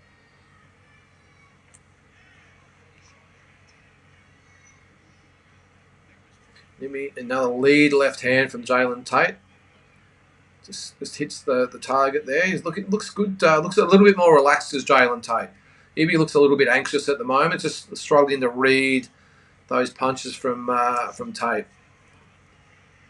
He's just an inch away most of the time he throws his punches. Yeah, I agree, Jules. It was a good round. Really good, tough, even round. How'd you have it? So both guys just probing with a left. There's a left to the body and a right hook that hits the gloves of Ibrahim Balla. Lead left hand lands from Jalen Tait. Does look really relaxed in there, does Tate. The boys hit heads or clash heads again. I just hope we don't see any head clashes here. It's a good, even fight. Well matched. Lead left hand again from Jalen Tait. Well, right hand to the body from Ibrahim Balla. Good punch. Straight right hand it was.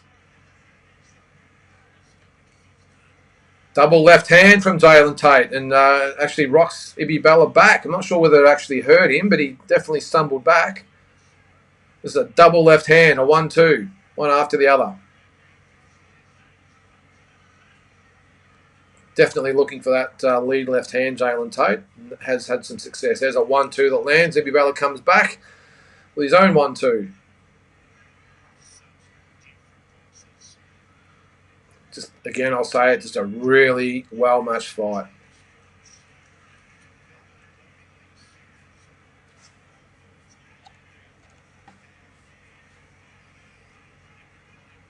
So 40 seconds to go round number 2. Both guys exchanged body shots there.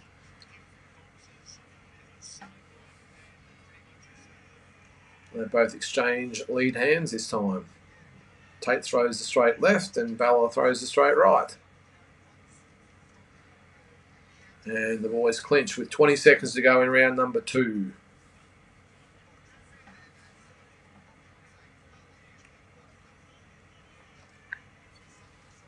Referee Phil Holiday telling both boys stop clinching. Tough round to score with 10 seconds to go. And he'd be talking to the referee now. I'm not sure what's happening there. Not the time, I would have thought. All right, so another close round, but I think Jalen Tait just shaves the round.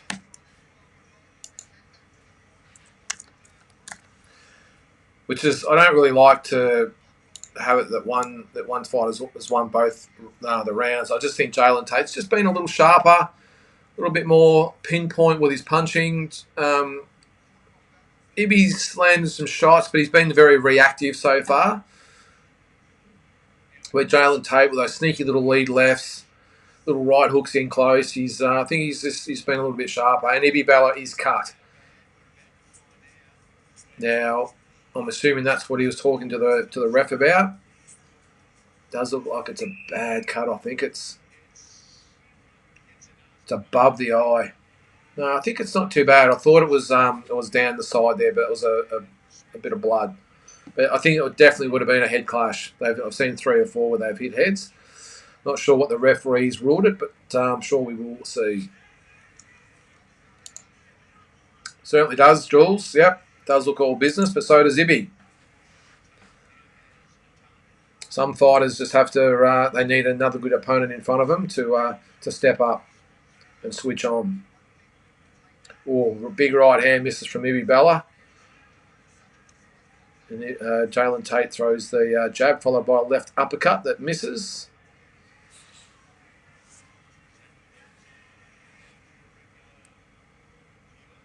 I'll say it again, just these are the fights you want to see. Good Aussies fighting other good Aussies.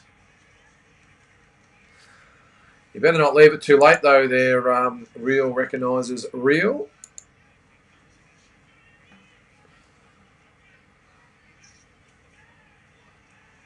Both guys just missing hooks, just missing uppercuts. This is a matter of little inside right hand lands from Ibrahim Balla there, and another one as Jalen Tait holds on.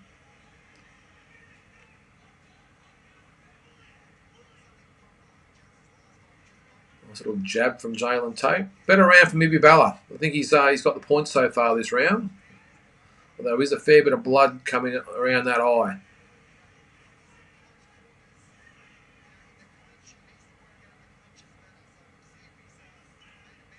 Not sure how the commentators have got it, let alone the judges, but better round for Ibrahim Balla. You just get the impression now he's got the cut. It's just giving a bit of a wake-up call to get going.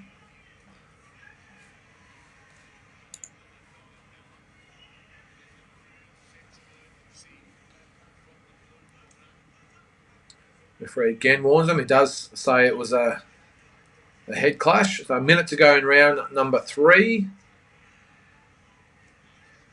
Oh, nice body shot lands from Balla there. Oh, hook lands from Balla, but Tate comes back with his own left hand. Good round so far. Really good round.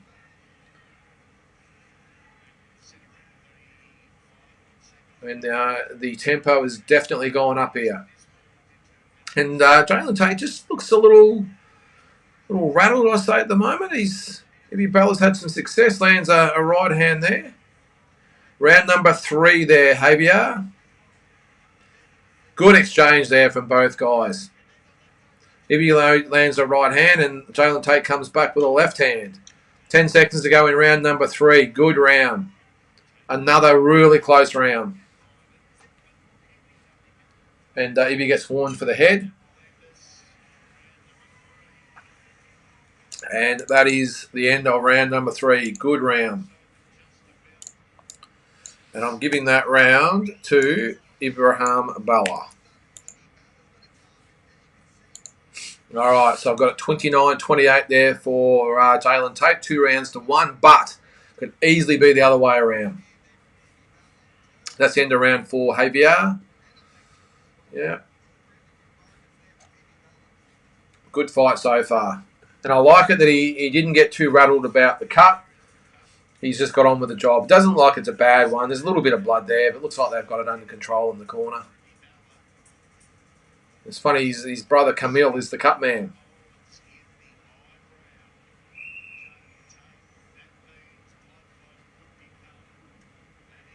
Final score in Geelong, Western Bulldogs 95, Geelong 48. Wow. All right, we go into round number... Look, I'll look out. We've got the doctor having a look at the cut. I don't know why he's looking at it. There's no blood. There's no blood going into the eye. That's ridiculous. All right, here we go. Round number 4. And both boys come out swinging. See, it's funny. Both guys are looking for the lead backhand, I suppose you'd say. So Ibby's looking for the lead right. Oh, a nice little right hand followed by a left hook from Ibrahim Balla, and Jalen Tait hangs on. Might have him in a bit of trouble here, but Jalen Tait comes back. Good shots landed from Ibrahim Balla. Jalen Tait went after him, but it was Ibrahim Balla that had the best of the exchange. Sorry, Casper. Yeah, you're not far off at the moment, Casper. He's been hit with some good shots. And Ibrahim Balla's really picked it up. Jalen Tait, he does look a little bit flustered. Ibrahim Balla coming forward. Confidence nice and high now. And it's Jalen Tait that seems to be missing by an inch or so. And it looks like Ibby's gone away from just trying to box with Jalen Tait now. He's looking to get in close. He's actually switching to southpaw at the moment as well. And he's not looking to outbox Jalen Tait now. He's looking to swing from the fences and really make life hard for Tate. He misses a big right hand but then lands a left hook. Halfway through round number 4. Good round from Ibrahim Balla. And not sure how you guys see it, but I think Jalen Tait definitely looks a little rattled.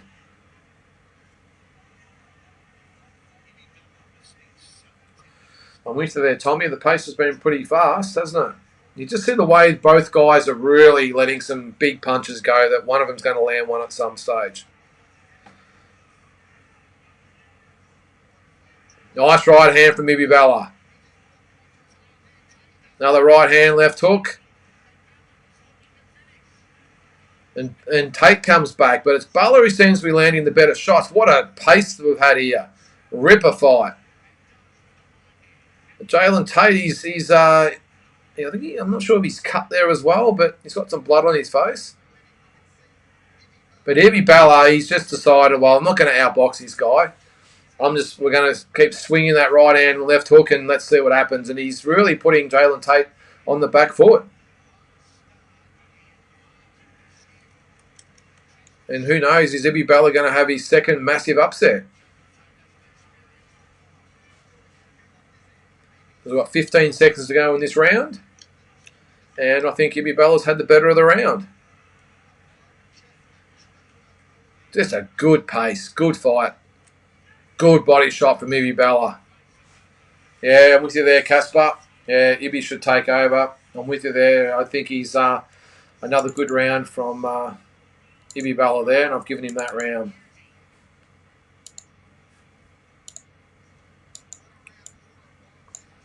Some big shots landed by both guys.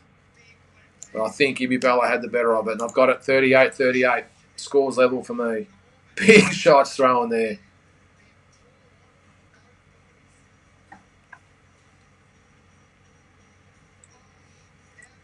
Some great shots landed, and Jalen Tait did well to actually stay up. He got hit with some big shots. Casper, I think it was you that said before about is he a little bit of a hype job? Well, so far he's had Ibrahim Balla put it on him, and he looked great in the first 2 rounds when Ibrahim Balla was boxing with him. But now that it's got into the trenches, he's been found wanting a little bit. 100% Tommy, 100%. Yes, Damien, agree. And now that he's Jalen Tait that goes to the doctor, and the doctor says, just go. All right, here we go. Round number 5. Both boys being warned to watch the head. And you almost get the sense now that Jalen Tait is sensing that he needs to find something, because now he's coming forward, pushing the pace. And Ibrahim Balla's more than happy to meet him in centre ring. All right, so both guys being warned for holding. Let's do what he says. All right.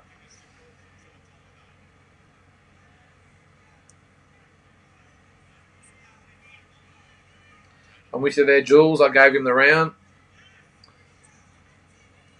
We haven't seen action like this, I wouldn't have thought. And Ace Boxing do it every time. Always have great fights. I need an Ace Boxing t-shirt on here, don't I? Good right hook from Jalen Tait. You're right there, Jack. He has decided to maybe focus a little bit more on defence. And this is what he needs to do. I think he's been caught, he gets caught there with a lead right hand from Ibrahim Balla, but when he starts trading with him, he's getting tagged. When he boxes smart and uses his kit of punches, he actually looks a lot better and lands his punches. He's got to avoid getting caught up in a slugfest with Ibrahim Balla. Because Ibrahim Balla's decided, I can't outbox these guys, so I'm just gonna let them go. Halfway through round number 5, and a pretty even round so far.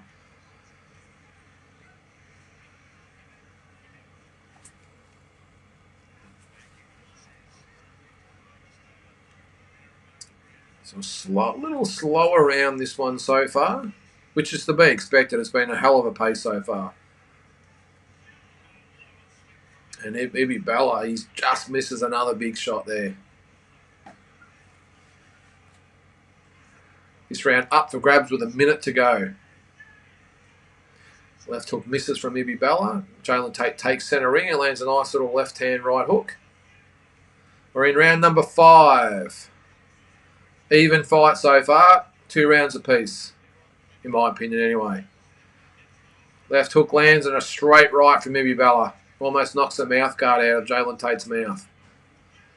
I've got to say, guys, so far, unless Jalen Tait finds something here, I can see Ibrahim Balla getting his second upset win in a row.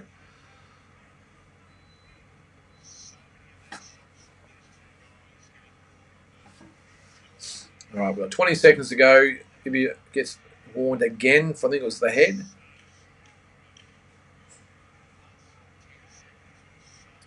Close round. But I think Ibrahim Balla again, I think he pushed the pace and landed the bigger shots. So I'm going to give that round again to Ibrahim Balla.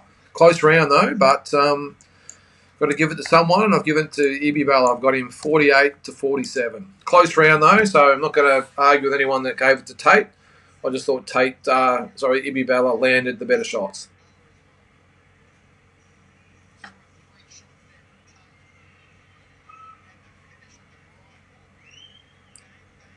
How have you got it out there, guys? 48-47 to me for Ibrahim Balla. It looks like they've got hold of that cut as well. What's that? I'll get Ibby at $2.30. Okay, good call.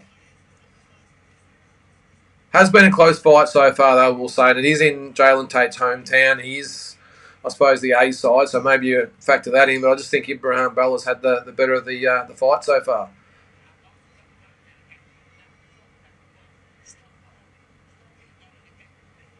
All right, so they're both being told to stop holding. Ibrahim Balla's been told to also stop with the headbutts.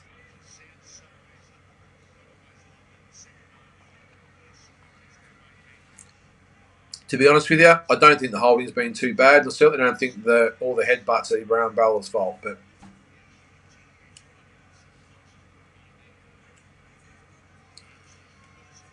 a little slower start to the round.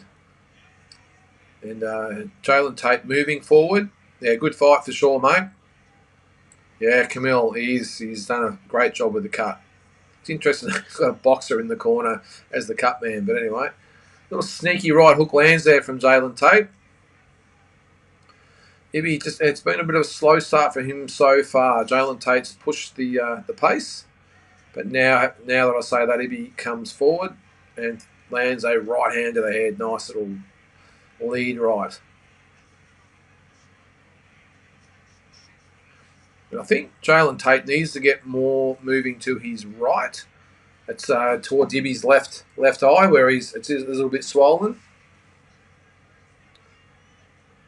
You're right, mate. You got to take it from the champ. I get that, but we are in Queensland, the Challengers' backyard. So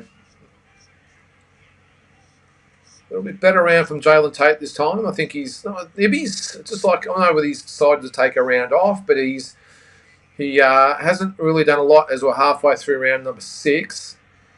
And he's just allowed Jalen Tait so far, just take the round. And Jalen Tait throws and lands a good little straight left hand there. Ibby comes back with a jab. Just a great quality fight. Really good fight.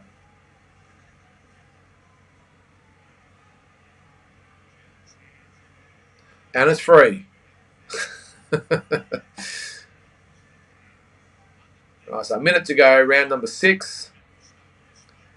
And Ibby throws that big right hand. It just misses. It's come on a little bit more, and now Jalen Tait backs Balla up.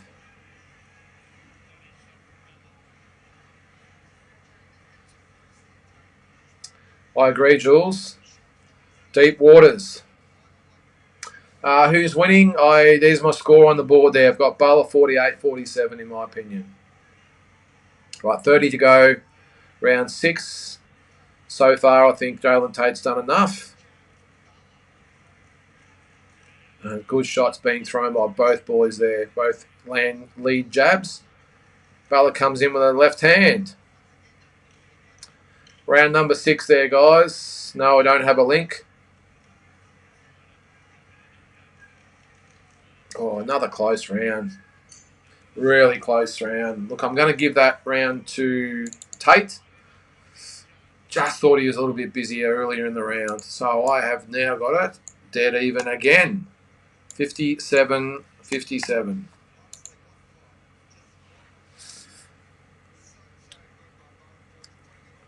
And this is exactly what you want to see on a platform like this.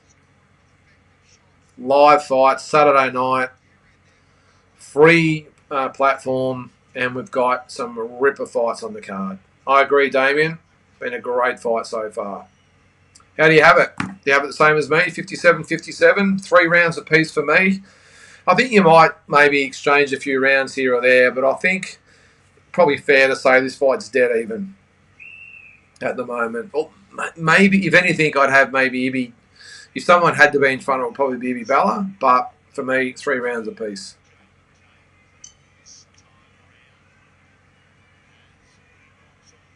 I agree, Casper. I think he does need a clear win to get it on the cards. Round number 7.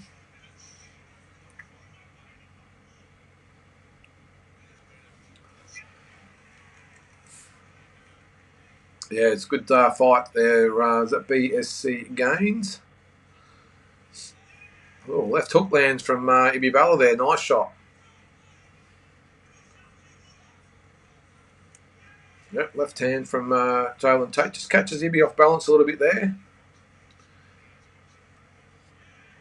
But, yeah, I would definitely think that, definitely back and forth. I would think that Ibby would need to close out these last 4 rounds, I would think. Well, I think Balla, he did beat Dib in Sydney, didn't he, I think?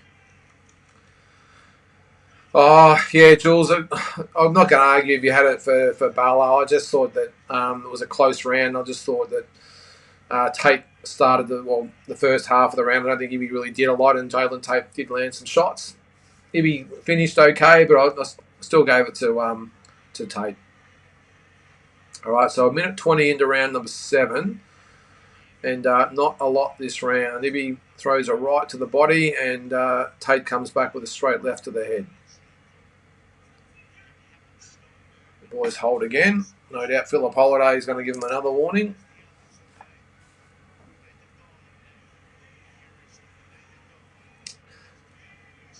And Ibby's still throwing those big bombs. It just looks like he's, nice right to the body. I was just going to say, it just looks a little bit gassed, but having said that, he comes back with a nice right hook to the body. Tate just snapping out the jab now. And Ibby comes back with a right hand that just skims the face of Jalen Tait. So 1 minute to go, round number 7. Anyone's fight, guys. Very, very close fight.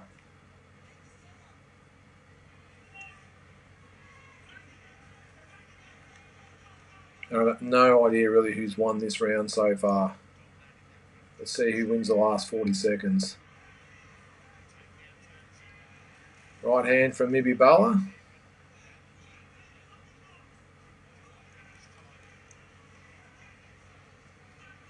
Ibrahim Balla just coming forward.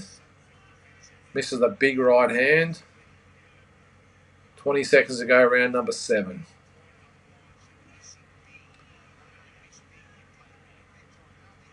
Maybe looking just a little bit tired, but better end to the round, I think, for Jalen Tait. Yeah, just a couple of shots at the end, and I think that's enough to win in the round. Look, that was a tough round, but I'm going to give that round to Jalen Tait. You've got to go one way or the other. I just think the hometown crowd, or the hometown factor, just enough to get him over the line in that one. But still, I'm not going to argue with anyone that has that for Ibrahim Balla. But there's my scorecard so far. 67-66. Yeah, very close round, Casper. Good right to the body from Ibby early in the round. I just thought Jalen Tait just picked up a little bit at the end, and Ibby just looked a little bit tired at the end of the round. Well, what's that, Bill? Can only imagine how great free-to-air on mainstream TVs for Australian boxing. Bring loads more boxing fans now. Everyone can watch it. Yep. These are the shows you've got to put on there, Bill. Yeah, I agree, mate. Couple of swing rounds for sure. I think the scorecards could be all over the place now. It could be Tate winning every round. It could be Balla winning every round. It could be 50-50. Who knows? But that's why I've got anyway. 67-66. 4 rounds to 3 for Tate, but a lot of close rounds. So round number 8. Right hand lands from Balla to start the round. Nice punch. Yeah, it is, Casper. That straight right to the body is landing. It's whether the judges score it or not. That's the problem. It's amazing how when you get a great fight, how quick the rounds just fly by. Little counter left hook lands from Jalen Tait there. And Ibby just seems to it's a little bit stuck in the one position at the moment. That could be a sign of fatigue or whatever, but he's not moving. When he's punching, he's not moving the feet to go with him to put himself in position to punch again. But maybe he just needs to get that second wind.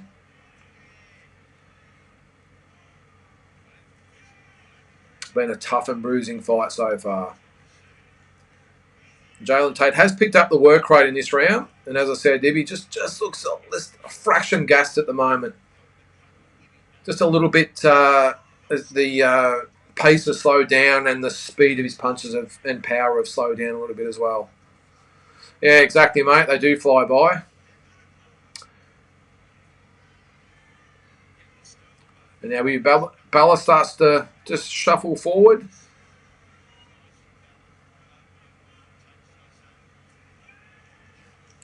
A little bit of clinching in this round. Not a lot of really hard punches. What's that? Tate is underrated power. Ibby's conditioning is great to look completely unfazed by it. Knocked out balance a couple of times, yeah. I think he's in good condition, Jules, but he just looks just slightly like he's slowed down a little bit. As I said, say that though, he does pick it up a little bit. Got a minute to go in round number 8. And it's Ibrahim Balla now who's landed a right hand. And it's good here. Tate's now started to give him angles, which is what he needs to do. So he's in, he's out, he's left, he's right, left foot forward, right foot forward. He's just giving Ibby something else to think about now rather than just standing in front of him with a set target. And I think he's had the better of this round just so far. But we've got 35 seconds to go in round number 8. And actually both guys look like they're just a little bit fatigued at the moment, which is perfectly normal. Good little uppercut from Jalen Tait there. Just seems to be beating Balla to the punch at the moment too. Balla did land a low shot there. And Jalen Tait just looking the fresher fighter at the moment.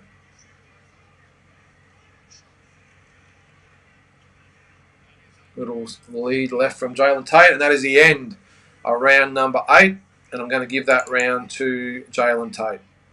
Just thought he was the busier fighter, landed the sneaky little punches there, and I just think that Ibby, as I said a few times during the round, just seemed a little bit gassed to me. So 77-75, that's 5 rounds to 3, but anyone's guess for me as far as who's winning the fight. I'm not sure how the commentators have it. I can't really hear them, but let us know what you think. Yeah, scorecards could be anything, that's for sure. Just depends on how you score the fight. I mean, if you like the just really crisp textbook type of punches from Jalen Tait, you probably score the rounds for him. If you like that aggressive power shot type of guy, then you probably like Ibrahim Balla. So I'm a little bit in between. 2 rounds to go, Sunscreen Eater. Okay. 2 rounds to go. Round number 9 coming up. Here we go.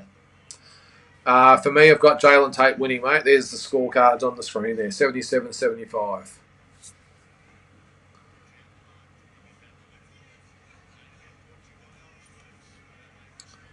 All right, who's going to take these final 2 rounds? 4-4, yep, wouldn't argue with that, Tommy.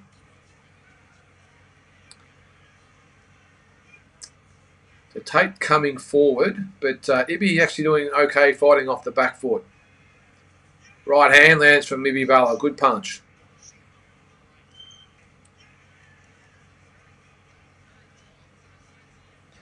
I think they both had good camps there, Noble Neville, as far as I know. They're both looking great, Nick.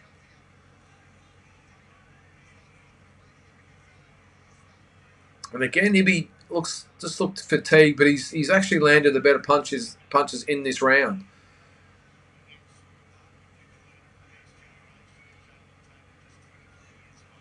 Both guys, though, great performance. Both have showed a lot of heart. Great conditioning, great work ethic. And it's been a good, clean fight. Little left hand, right hook there from Jalen Tait, but Ibby digs into the body and throws a jab on the counter.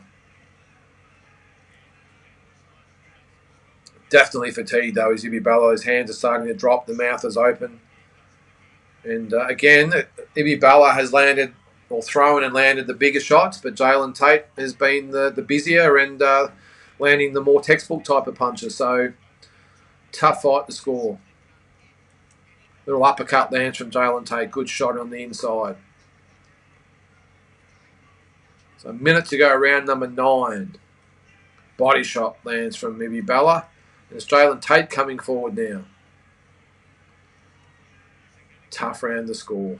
Yeah, I agree with Casper. I think he's landed the better shots. But he needs to finish off the round here because Tait tends to pick it up in the last 20 seconds and steals around. Little inside punches there from Balla. So Tait still looks the fresher guy. Oh, good left hook lands from Balla.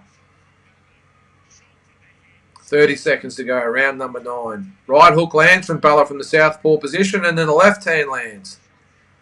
Good shots on the inside. This is where Tait really falls into the hands of Balla because he gets inside, and Balla is a far superior inside fighter.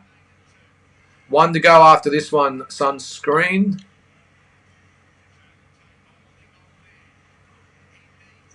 I'd like to see the rematch too, Bill. And the winner gets a shot at Liam Wilson, you'd think. And now Tait comes forward. Well, I mean, Tait finished the round really well in the last 10 seconds, but I think Ibrahim Balla, for me, did enough early, and I think he's won that round. So, for me, 86-85. So, 5 rounds to 4, but so many swing rounds.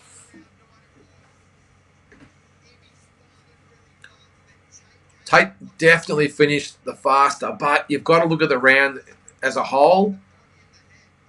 And this is the thing, the really good fighters have a habit of just making the round even and conserving their energy, and then they explode in the last 20 seconds and win the round. And Tait did it, but I think you've got to look past that. I think Ibrahim Balla landed the better punches right throughout that round, bar from the last 15 seconds. All right, well, here we go. Round number 10. And the boys touch gloves. What's that? Can that Wilson fight happen promotional wise? You think? Yeah, I think it can. I think if it's Jalen Tait that wins it, I think that Angelo DiCarlo would back him to fight and beat Liam Wilson. I'm not quite sure whether that would be the case based on what I've seen tonight, though, if I'm being honest.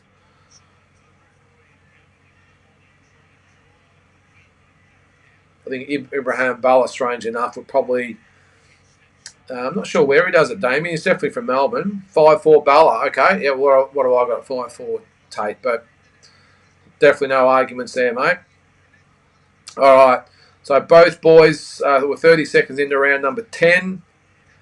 Tate goes to the body. A little right hook from Tate. And both boys digging deep. They're in close. They both know they have to win the fight. So Balla on the ropes. Now in the corner, Tate pushing forward, but both boys just look absolutely exhausted.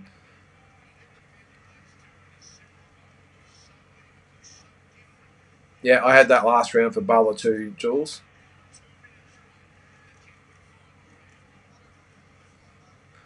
All right, so a minute into the last round.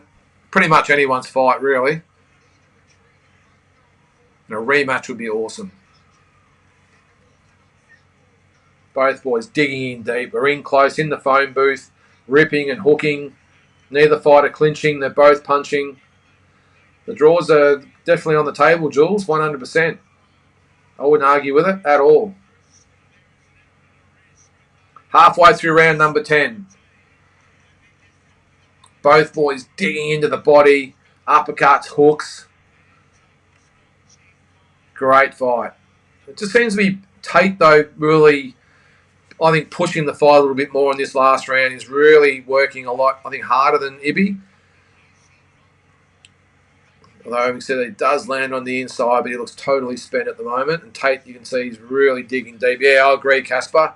Great fight. 1 minute to go, round number 10. And I just get the feeling that Jalen Tait, at the moment so far, is just having the better of the exchange. Although Balla does land a right hand off the break there. He looks absolutely exhausted. Jalen Tait does as well, I've got to say. So, fantastic fight this has been. And Ibrahim Balla now hanging on. He needs to finish the round out. This could decide the fight. 30 seconds to go. Misses the hook. So, both guys showing so much heart. Yeah, I think he might have just hurt him there, Casper, but just hasn't got anything left to finish him off. And I think Tate's actually having the better of the exchanges. Yeah, I agree there, Bill. Both boys digging deep. Great fight. Ibrahim Balla puts the arms in the air. He thinks he's won. However, I'm going to differ. I think that Jalen Tait won the last round just. And I've got him winning 94. Was that 96, 94? 100% there, Casper. Great fight. Great heart shown by both guys. Balla last round. Okay, now I actually thought Tate won the last round, Casper, but isn't it interesting how everyone has their own ways of looking at it? I just thought that last round, I thought Ibby just looked completely exhausted in the last round, didn't really do a lot. I thought that Jalen Tait, even though he was exhausted as well, just landed the better shots in close. But again, no arguments with anyone that had Ibrahim Balla winning. I thought it was a great fight. Yeah, draws. Great result there, Damien. Let's hope maybe we get the draw. All right, let us know quickly who you got there, guys. Yep. So had BSC Gaines, had Tate 96-94. Yep. But I think a draw would be a great result. I really do. And maybe we get the rematch. Draw. Yep. Trevor. Yep. I think my initial thoughts on the whole thing, though, is that Ibrahim Balla has definitely a lot left and can maybe go up and fight the likes of the Wilsons and that of the world. No dramas. Not quite sure he's at the next level, but still, he's shown he's got a lot left. And Jalen Tait, even if he gets the win, I'm not sure it's a convincing fight enough to get him in the real serious talks with Liam Wilson. I think Liam Wilson, based on that performance, I think, in my opinion, would beat Jalen Tait. I think, again, with the styles thing, I think that Ibrahim Balla would actually have the better chance against Liam Wilson than Jalen Tait, just style-wise. I know it's a bit weird, but I think Tate being promotional A-side, yep, in his hometown, probably gets the decision. Yeah, well, let's hope that's not the case. But I did have him winning anyway, mate. Yep, draw, good stuff. Can you tell us the scorecard from each judge live? Okay, yep, I will. If it isn't a draw, I'll be devastated for the guy that has to take the loss. Yeah, someone has to lose, unfortunately, mate. I'm going to turn it up a little bit here so I can hear. Yeah, give it to Tate. We'll do the rematch. Might be a draw. Yep, Tate for the win. Yep. All right, here we go. Yeah, put the hands together. All right. Great fight from both guys. Wouldn't mind seeing Tate get a bigger pair of trunks, if I'm being honest, but they're a bit short. Oh, here we go. 95-95. 96-94. 97-93. The winner is Ibrahim Balla gets the victory. A majority decision, 95-95, 96-94, and 97-93. Ladies and gentlemen, I think we are going to get Ibrahim Balla versus Liam Wilson next. And a great result for him to come back from retirement. He got knocked out 6 years ago. He had 4 years off. This is his third or fourth fight back, whatever it might be. And he's beaten Yusuf Dib and Jalen Tait in consecutive fights. And the fact that he won it in his opponent's hometown, great stuff. And let's just hope we get the rematch. Yep, well, you had Jalen, yep. Surprise, yep. Damien, yep. Yeah, good point.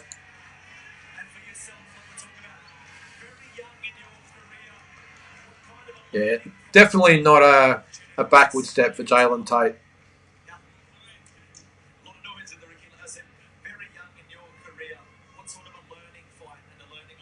was this for you here tonight? Oh, it's a great learning experience. I'm still young. I'll be back. Yeah, taking the loss well is Jalen Tait, and that's what you want to see. I felt like it was a good close Look, he lost the fight, but you know, he's talented enough, he's young enough, he'll definitely be back. And I like the fact that it's not like, oh my God, I lost. You know, first of all, I was ripped off, and secondly, oh geez, now what am I going to do? What is he, 22, 23, whatever it is, and I've lost the fight. Big deal. He'll be back. And Ibrahim Balla, he's example for you that you're never out of it. You can always come back. So. First of all, I'd like to thank God. I'd like to thank Premium Boxing, Age Promotions. This means a lot to me, you know. I've been written off for a long time. Yeah. And to have the win in Queensland, you know, knocking off another Yep. opponent. He says he's been written off, and it's great to be back. Right in front of my brothers, my parents, my dad, my brothers. Yep. Props to both guys, all right.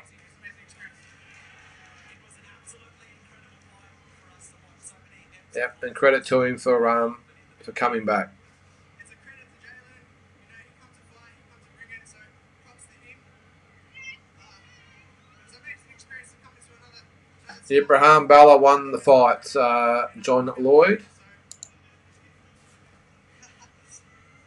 I'd like to thank my brothers, Majority decision, 95-95, 96-94, 97-93. I can't see how you would have it 7 rounds to 3, though. I think that's ridiculous. But still,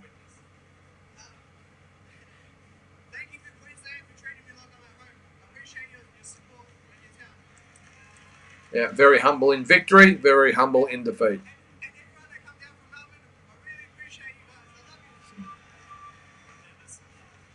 There's a bit happening in the lightweight division. There's a few other names out there. Pierre Karam just whispered something in the. Say Liam Wilson, All right, but honestly, Liam Wilson. the best lightweight in Australia. If not the world, I'm ready for anyone who's next.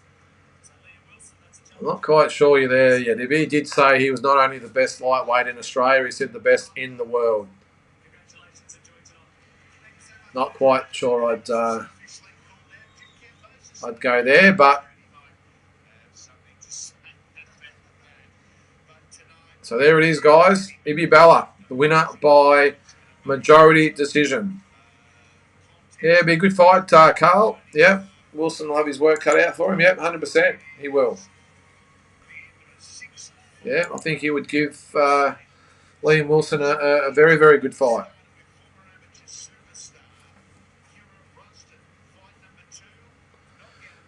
All right, guys. Well, there it is. That is it for this live watch-along. So just recapping the results. Let's see. So Kira Rustin with the first round knockout of Paulo Ratu Makaro. He moves to 2-0. Paulo Ratu Makaro drops to 4-1-1. Cody Beacon with a 6-round win over Joshua Nantes. He improves to 7-2. Nantes drops to 4-1. Shay Keneally became the WBA light heavyweight champion female with a 3rd round retirement from Angie Rocha. Keneally improves to 5-0. Rocha drops to 14-5-3. Rocky Ogden with an 8th round decision over Chen Cheng Yang. He improves to 7-1. Chen Cheng Yang drops to 7-5. Dylan Beeks improves to 11-1 with an 8th round decision over Marcus Haywood, who drops to 9-7-2. And in the main event, Ibrahim Balla improves to 17-2 with a 10-round decision over Jalen Tait, who drops to 15-1. That was for the IBF Australasian, lightweight title. All right, guys. Well, I hope you have enjoyed tonight. I know it's not the most exciting thing to watch me watch the fights, but again, if you were watching the fights, it's good to have some company. Then thanks for tuning in. Make sure you tune in on Monday night for Talking Boxing. Look forward to seeing you then.